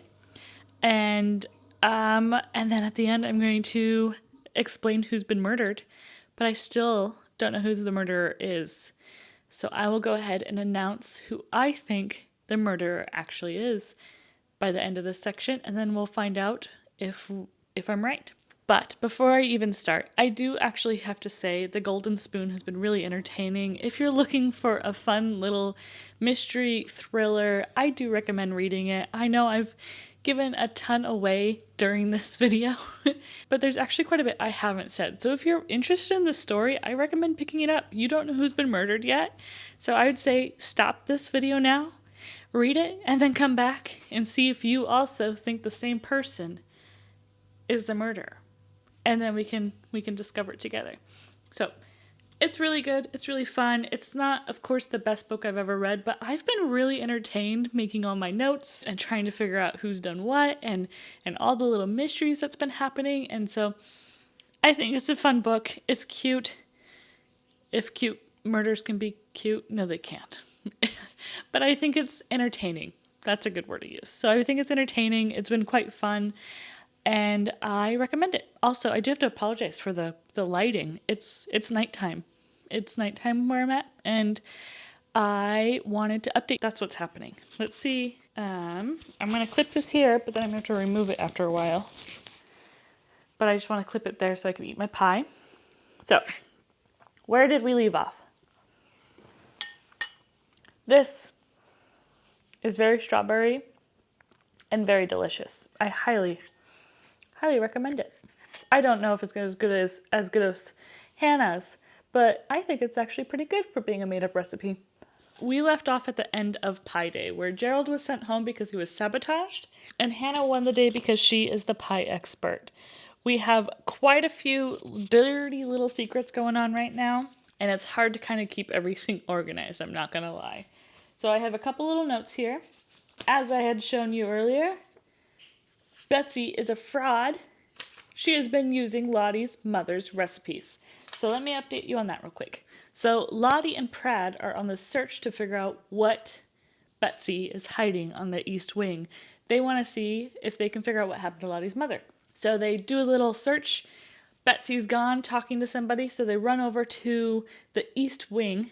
They find Betsy's library room or office room, and Prad ends up actually finding Lottie's mother's recipe box sitting on a what would you call those things? Like a fireplace mantelpiece thing where you have the little shelf above the fireplace. So he ends up finding this box. He opens it up and sees that it's recipes, and Lottie has like a memory flashback that, oh, these are actually her mother's recipes, and she's been looking for these since she was a little girl when she was 11 and sent to live with her aunt. We see this happen, and the first thing that pops into my head is, oh, has Betsy been doing something she shouldn't be doing? And Lottie ends up taking the recipe cards and taking them back to her room, and that leads to cake day. So the contestants are required to bake a cake, and Lottie ends up baking one of her mother's recipes, and Betsy freaks out. Betsy has like a moment of being like, this cake is terrible, when really in her brain she's saying, oh, this cake is delicious, and it's bringing me back to these wonderful, wonderful memories of me as a childhood. And it's because it's Lottie's mother's cake recipe. And then we end up finding out that it is actually her recipes. It's Lottie's mother's recipes, because at the end of the day, a lot ends up happening, so it's going to be kind of confusing. So after the competition, Stella comes in and sees Lottie. Lottie's actually sent home, even though her cake was really delicious. So I think Betsy is being a little sneaky and sending her home, because she actually has realized that this is the girl that she used to play with when she was a child. And Stella goes to the room to say goodbye to Lottie and say, oh, I'm sorry you're leaving. And she ends up seeing the recipe cards, and Stella's looking through the recipe cards. And don't forget, Stella's been obsessed with Betsy for the last year, and she's been baking all of Betsy's recipes, watching Betsy's shows, everything about Betsy. And she realizes that these recipes are actually Betsy's recipes. And Lottie says, no, those are my mother's recipes. And Stella freaks out. She's like, no, Betsy wouldn't do this because she loves Betsy. But we know Betsy's been stealing Lottie's mother's recipes and using them as her own to create her whole career. How messed up is that? And then we find out that Prad is pretty depressed. So Prad wanted to help Lottie to kind of continue her search. But Lottie's being sent home, and Lottie's just kind of given up. Like, she's not, I wouldn't say necessarily sad that she lost Bake Week, but she's a little bummed. But it's more of like, she thought Betsy would have remembered her, but she doesn't realize that Betsy does. And I think that's some secret, creepy stuff happening in the background. So that's that part of the story. That's that part of the mystery. We don't know what happened to Lottie's mother, but we do know that Betsy has been stealing Lottie's mother's recipes and using them as her own. Now let's go ahead and jump over to Gerald. Gerald here, he's the one that got sent home after Pie Day because he was sabotaged. On his way home, he decided he was going to say, no, I'm going to figure out who sabotaged me. So he turns around, and he's doing this for his own gain. He's decided that he wants to figure out who sabotaged him so he can say, we get to start this Bake Week over, because he wants to prove himself. So he turns around and goes back to the house. He ends up sneaking back into the house and trying to spy on the day of cake. So that way he can kind of figure out who's been sabotaging who. He didn't end up finding anything the whole day. So he was just upstairs in a little tiny room, or I think he was in a library or a parlor. I'm not really sure. But he was in a room all by himself all day watching the tent, but he didn't really see anything because he was at a terrible, terrible vantage point. But at the very end of this section, we have him leaning over the balcony because he wanted to hear somebody talking. There's two people downstairs talking, and they were talking about how this is going to be the best week of Bake Week, best season of Bake Week, because of the sabotagers, because they've made it entertaining. And how terrible is that? Anyway, so we get two people downstairs talking about how they've made it entertaining. One of them's upset that the other one didn't actually cause anything to happen this day. So there was no technical sabotages during cake day, but it's because one of them wasn't able to actually cause any sabotages during the day.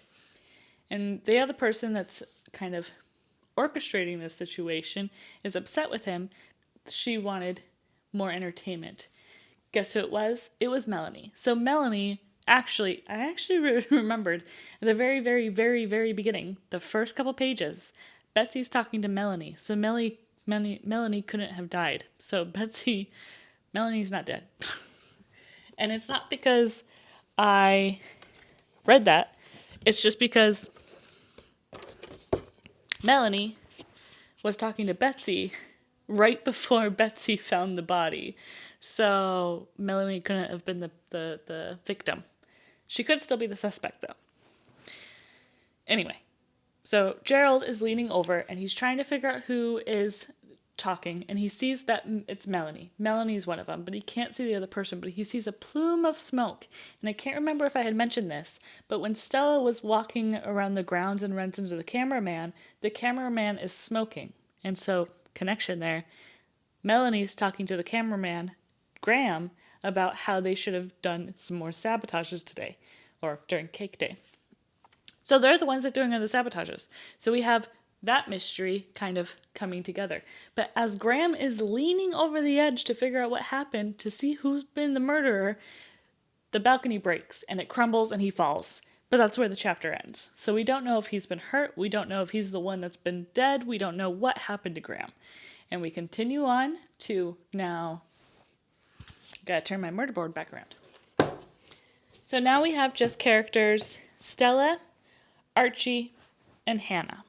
This gets a little messy and really sad and really hard to read. So we end up finding out that Hannah and Archie did sleep together. So that we kind of already knew it was going to happen.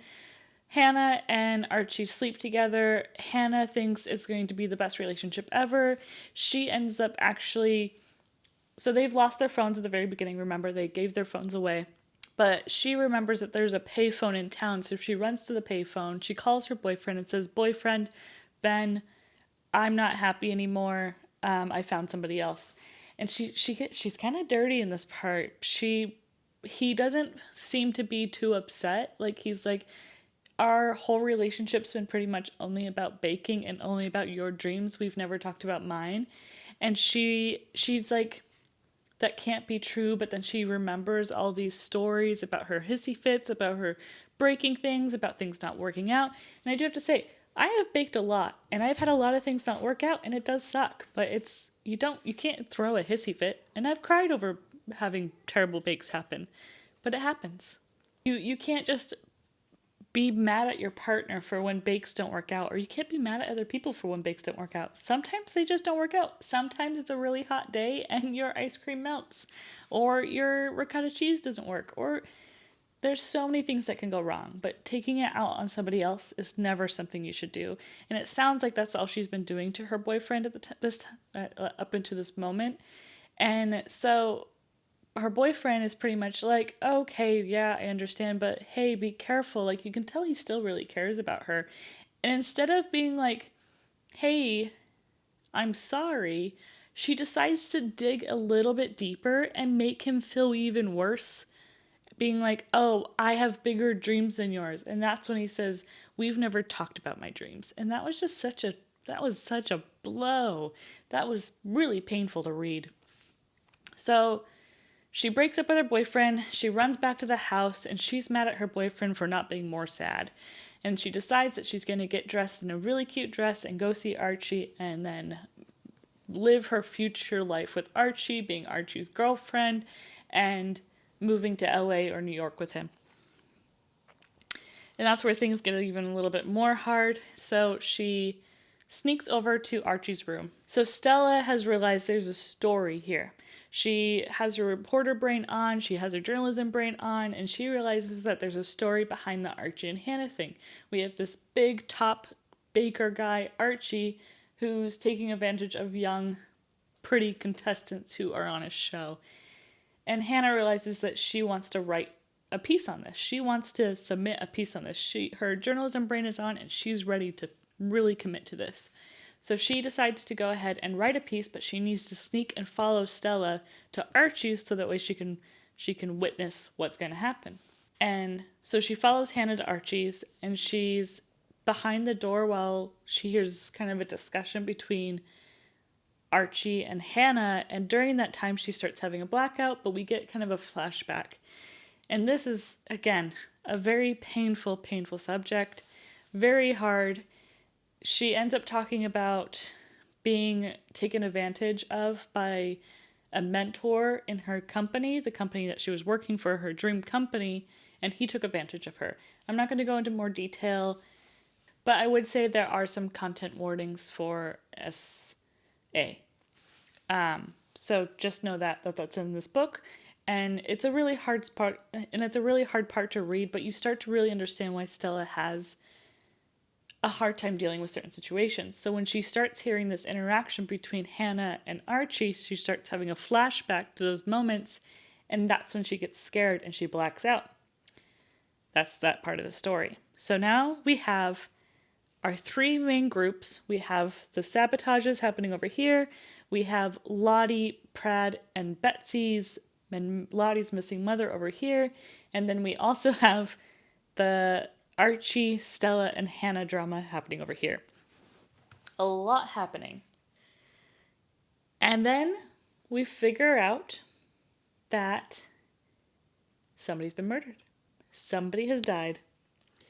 And I'm trying to figure out how to announce this to be very interesting. But I can't really think about it, so I'm just going to go for it.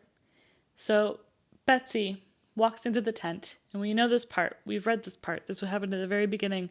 And Betsy is describing what she's seeing and describing how the body is presented and describing how gruesome and terrible this person looks and how wide their eyes are, and like they're trying to speak to her. And it's Archie. Archie Morris is dead. So now I think I need to announce who I think murdered Archie, because I don't think he just fell. I think he's been murdered. But right before this, we have a couple scenes. We have Prad downstairs. This is like Clue, because we have Prad downstairs in the wine cellar, doing something in the wine cellar. He's looking for wine. We have Gerald, who's fallen from a balcony.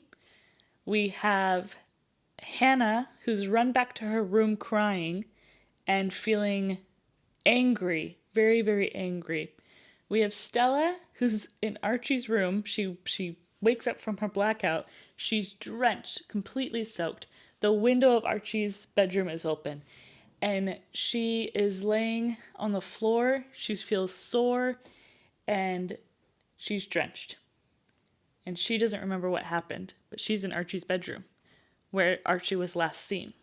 We have Betsy, who was in the tent, but now in the hallway of the main manor, screaming about what happened, but she's called 911. We have Melanie in the car already driving back, and we have Graham. Don't forget about Graham. Graham had mentioned he always leaves after everybody else to check to make sure everything's where it needs to be. So, who's the murderer? I think Stella's the obvious answer, in the sense of saying Stella blacked out, she's drenched, she's confused, she's the one that did the murder. But I think that's too easy. Hannah could have done it because she's just so angry. Graham, I think, is the non-obvious answer, but then it ends up being kind of obvious because Graham loves Melanie and wants Melanie to succeed because he's been helping her do sabotages. And so I think there's a part of, like, nobody would suspect the camera coordinator, the camera guy. So there's a part of me that suspects Graham a little bit, but I don't think it was Prad. I don't think it was Gerald because Gerald fell from a balcony. Prad's busy looking for wine. Betsy is the one that found the body. Archie is dead. Peter's gone. Melanie's in the car on the way to the hotel. So let's go ahead and grab some names and see who I decide is the murderer. So I don't think Melanie is the murderer. I think she's just a terrible person who's been sabotaging the baking show to make it more interesting. We do know Archie is the victim. And I have 3 suspects. I have Hannah, because she's angry. I have Stella, because she blacked out. I have Graham, because I actually just think it's Graham. I think Hannah's too angry. She wants to be correct. She wants to have everything right. She wants to be the number one person. But I don't think she could have murdered Archie. Like, somebody pushed him out the window, so I don't think you would have to lift him. She could have been angry enough, but my heart isn't saying it's Hannah. And I don't think it's Stella, because Stella may be also really angry. So we have 2 very angry women. But Stella's almost too obvious of a choice. So I actually think it's Graham. I think Graham did it because he doesn't like Archie. He doesn't want to be caught sabotaging. Maybe there was this other thing. There was a clip of the show being like released, so it was like snuck out, and Archie was suspected of it. But maybe it was Graham, because Graham's the camera guy. So maybe Graham started sending out rumors and press things and trying to turn things up because he wanted to make Melanie happy. So I'm going to make it official. I think Graham's the murderer. And I guess we'll find out in a moment, because I'm going to continue reading and I'm going to give you an update probably tomorrow, which will be in about 2 minutes for you. So I'll see you guys soon.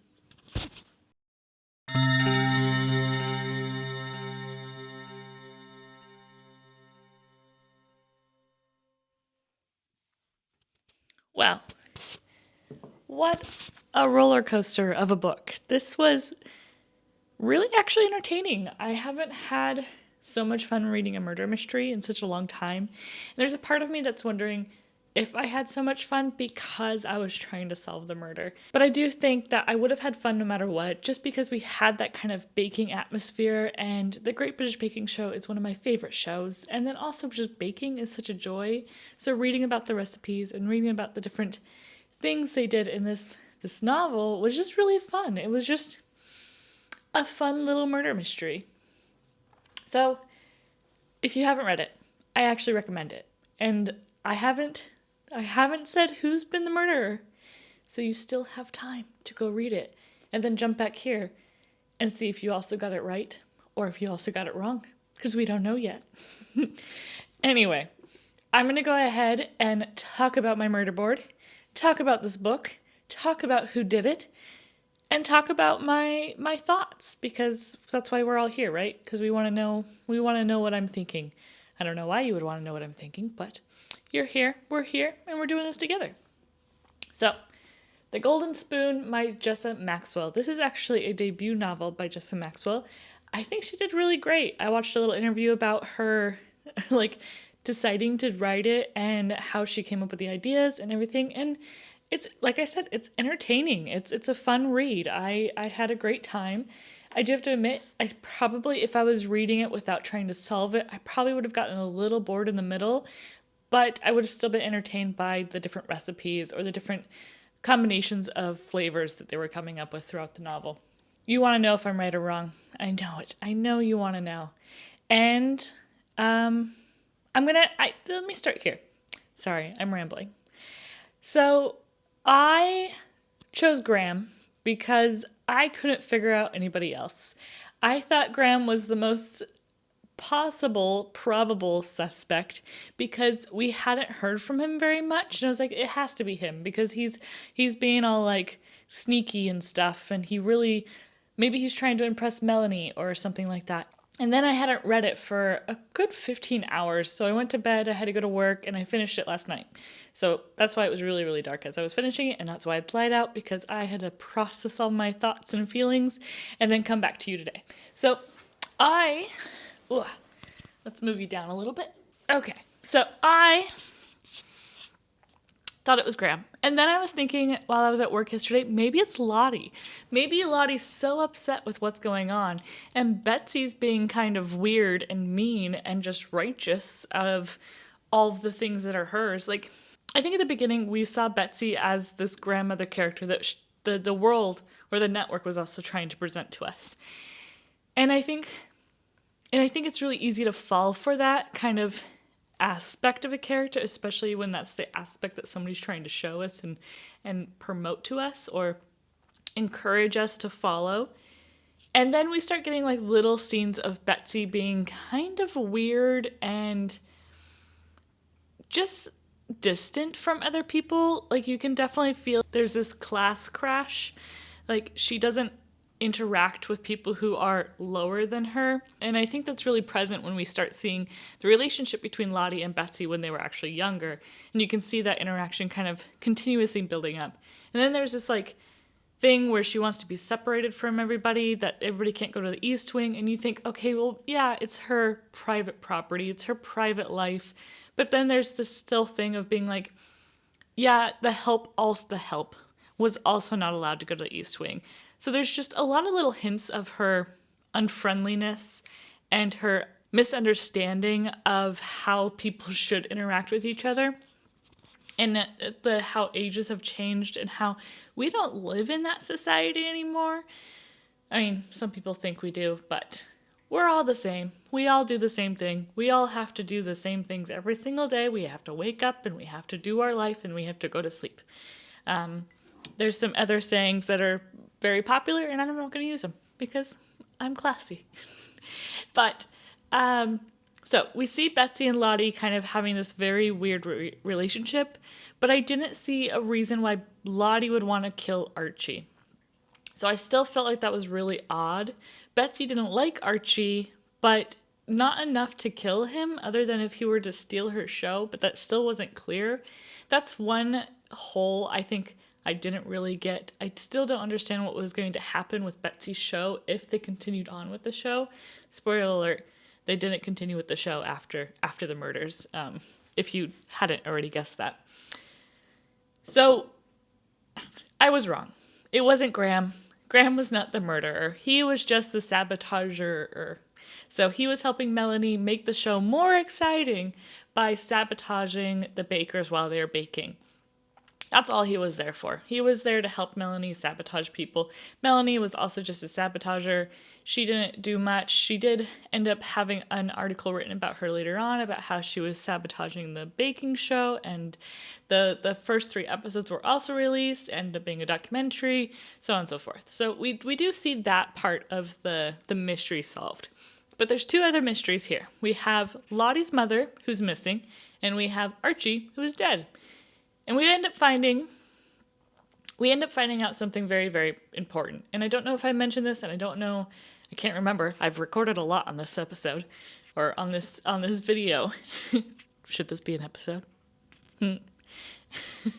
Anyway, so we end up finding out that, or we end up seeing that photo between Lottie's mother and Betsy's dad and how they were really, really close. We end up finding out that they actually had an affair. Lottie is Betsy's half-sister. And Betsy hid the birth certificate so nobody knew, only the closest family knew. And yeah, it just wasn't good. So we end up finding out that Betsy has also stolen Lottie's mother's recipes. Betsy's been using them as her own, so she's a fraud, like I had mentioned, like I had expressed. And we also end up finding out that Betsy is a very, very scary child. So she ended up having a lot of jealousy issues between Lottie and Lottie's mother. She saw that relationship really blooming and being something really beautiful, and that's something she didn't have with her mother. Her mother was very like, you have to be perfect, you have to look fantastic, you have to do what a young girl should always do so you can turn into a young lady, so you can be a robot when you're older. And so we see that Betsy's getting really jealous of that relationship, and she's also getting jealous that her dad is falling in love with this other woman, and Betsy ends up overhearing that her dad is planning on running away with Lottie's mother. Well, long story short, Betsy ends up pushing Lottie's mother over a balcony ledge or like a stair railing edge, and Lottie's mother dies. That's tragic, terrible, it's crazy. There's this 12-year-old girl that just commits murder and doesn't seem to feel regret about it. And Lottie gets sent away and her life continues on. Betsy does confirm that her dad was like a hollow shell for the rest of his life. And yeah, that's pretty terrible. So Betsy murdered Lottie's mother. So that's why that was his disappearance. So that was side mystery 2. Now we have mystery number 3, which is why we're all here. Who killed Archie? And we would all think maybe Betsy did it because Betsy killed Lottie's mother. So of course Betsy did it, right? We end up following from where we began at the very beginning. Betsy runs to the tent, sees Archie's dead body, runs back inside, calls 911, and she's screaming. Everybody runs downstairs to see what's going on, and the power goes out. Dun, dun, dun. And while the power goes out, they all run to the kitchen so they can feel warm and cozy and wait for the police. And while they're there, Betsy says, I want to go upstairs and freshen up. Stella, can you go with me? And Stella's like, why would you want to freshen up? You just saw a dead body and we're waiting for the police. But Stella takes her upstairs because Stella's a good person. Stella is still drenched in water, and we still don't know why, but she was woken up from Archie's room, drenched in water, but now helping Betsy back to her like library room, office room to kind of help her and reassure her. And Stella's like, oh great, now I can have a reconnection with Betsy. We're getting closer. They get there, and Betsy treats Stella like the help and says at one point, yeah, I think I need some time alone, pretty much sending Stella away. So Stella ends up going back down to the kitchen where everybody else is. We have Prad gone. He's gone to go find wine, and he was the one that actually found the birth certificate for Lottie to realize that Lottie is Betsy's half-sister. So now they're like, oh my goodness. We have Hannah, who is just shocked and confused and hurt. And we have Stella and Hannah connecting because of that hurt. And then we have Gerald that comes in and says, hey, I know who's been sabotaging our baking show. And everybody's like, dude, you're kind of late. Somebody's dead. And he's like, oh, well, Melanie's sabotaging our baking show and somebody else. We already know it's Graham. So Gerald is a little kind of behind, but then they're all like, we need to go confront Betsy. So they run upstairs and confront Betsy. Betsy then admits to the murder of Lottie's mother, and then they realize that Betsy never called the cops. So Gerald had called the cops show up, Betsy gets arrested, and end of story. Not really. We end up getting these little stories of the aftermath of what ended up happening. So a year later, they all go back to the house and they're having a documentary of what ended up happening. So they're all kind of famous now because they're all known for being part of the double murder bake week. And we follow the relationships between all the characters. Peter's back helping Lottie rework on the house. Prad is investing in the house because Lottie is a half-sister, so she of course gets part of the house. And Betsy's in jail because Betsy killed people. And we are seeing the relationships in the documentary kind of work out. We see Gerald talk about how Melanie sabotaged the baking show, but then he sees this plume of smoke come out of the corner. And who walks around the corner? Graham. So now he's like, oh my goodness, you're also the other sabotager. And Graham says, I did it to make it better because Melanie wanted to. And then he runs off. And it ends up being like a part of the story. So not a big part, but still a very interesting part. And then we continue to see the relationships growing between everybody. Stella and Hannah are super, super close. Prad's like, that's odd because Hannah wanted nothing to do with Stella when the show first started. And then we get a flashback to Hannah and Stella. Hannah and Stella. Hannah is in Archie's room. Stella is outside Archie's room. Hannah is confronting Archie and being like, hey, I thought we were going to be more. And Archie's like, ha, you think we were going to be more? You're crazy. And that brings up Stella's memory of what happened to her and the bad things that happened to her when her boss took advantage of her. And so she goes in and starts yelling at him, and things end up happening. Hannah bashes him upside the head with a vase. He has a gash on his head. Stella pushes him and he falls out the window. I paraphrased all of that, so there's a lot more that happened, but the gist is Hannah and Stella pushes Archie out the window, and Archie dies. So Hannah and Stella are the murderers, and they were going to admit to it until Betsy ends up admitting that she murdered Lottie, or not murdered Lottie, murdered Lottie's mother, and they're like, oh, we'll just let Betsy take the fall. That's it. That's how it worked. And so Prad can kind of actually see, I think Prad knows, but Prad's thinking to himself, it's not my business, so I don't really care. Archie was kind of a dill hole. So we just get this very interesting interaction between all the characters, and everybody lives happily ever after. And Betsy's in jail, but Betsy's enjoying herself in the sense of how much you can enjoy being in jail. But she's just sitting down and reading. She reads all day. She has time to read. She has time to relax. She now has all this pressure off of herself. She no longer is the America's grandmother, and she's okay with it. I wouldn't say okay with it, but she's moving on. She's moving forward. So now you know. It wasn't Graham. It wasn't Melanie. And I had mentioned that I feel like, wait, did I say Betsy was the murderer? I thought I said Graham was the murderer. Oh, I changed this yesterday. So yesterday, while you guys were hanging out, watching this, while I was reading, I put Betsy up here because I was like, oh, Betsy's the murderer. Oh my goodness. But Betsy's no longer the murderer, right? So Stella's one murderer, Hannah's one murderer, and Betsy was a murderer. Even though Betsy didn't kill Archie, Betsy still killed somebody. She's still a murderer. So we have it here. Hannah, Stella, and Betsy are all murderers. Holy moly. What a crazy, crazy book. And really enjoyable, actually. I really had a lot of fun. Like I had mentioned at the beginning of this chapter, I had a good time reading this. I think one way to really enjoy a murder mystery is actually just solving it with the characters.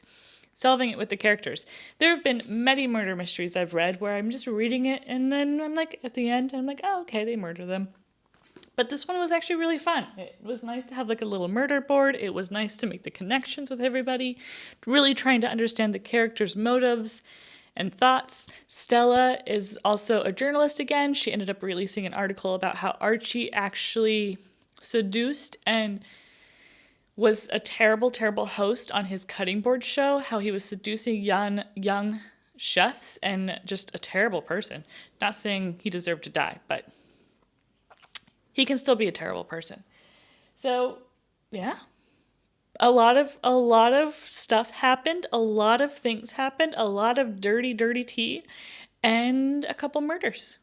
A good book. I don't know if I can rate it. There's been a part of me that's like, can I rate it because I've read it so deeply?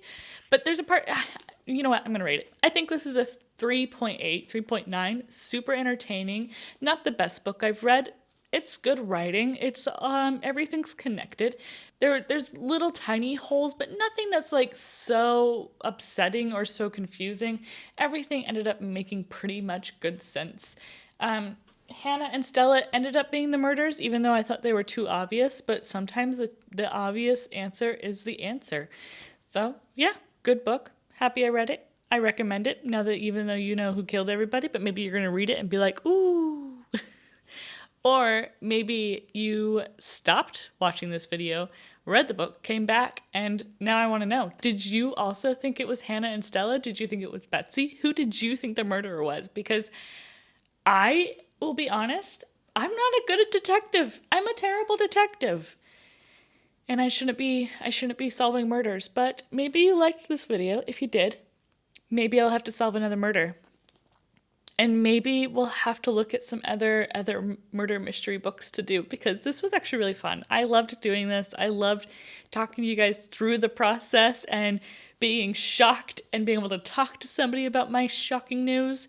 Unfortunately, my partner had to hear everything about this book, so he wasn't able to read it, but it was still really fun for him because he was like, ooh, what is Betsy doing? And why is Betsy being this way? And why is Gerald stalking people? Not really stalking, spying. And yeah, it was just really fun. And I really hope you guys enjoyed it. If you guys did, please give it a thumbs up and let me know in the comments below because I worked so hard on this video and I'm so happy with it. Hola! And I'm so happy with it. And I'm so happy with just the journey I went on this adventure. And also that pie was pretty delicious. Super strawberry. Yeah. Anyway, I hope you guys enjoyed it. Give it a thumbs up. Comment below if you read it, who you guessed it was. Don't do any spoilers. You can always guess down below, but don't say if you were right or wrong. Other people may want to read it and also just watch this beginning part of this video and then come back a little bit later. So don't admit who you thought it was, but if you were like, ooh, I guessed those people as well, you can say, ooh, I got it right, or ooh, I got it wrong. So we'll do this together. Anyway, thanks so much for being part of this long video, and I really, really hope you guys enjoyed it, and I can't wait to talk to you guys next time in 2 weeks, where my next video is going to be. So until next time, I hope you have a lovely day, a fantastic week, and I'll see you guys soon. Ciao!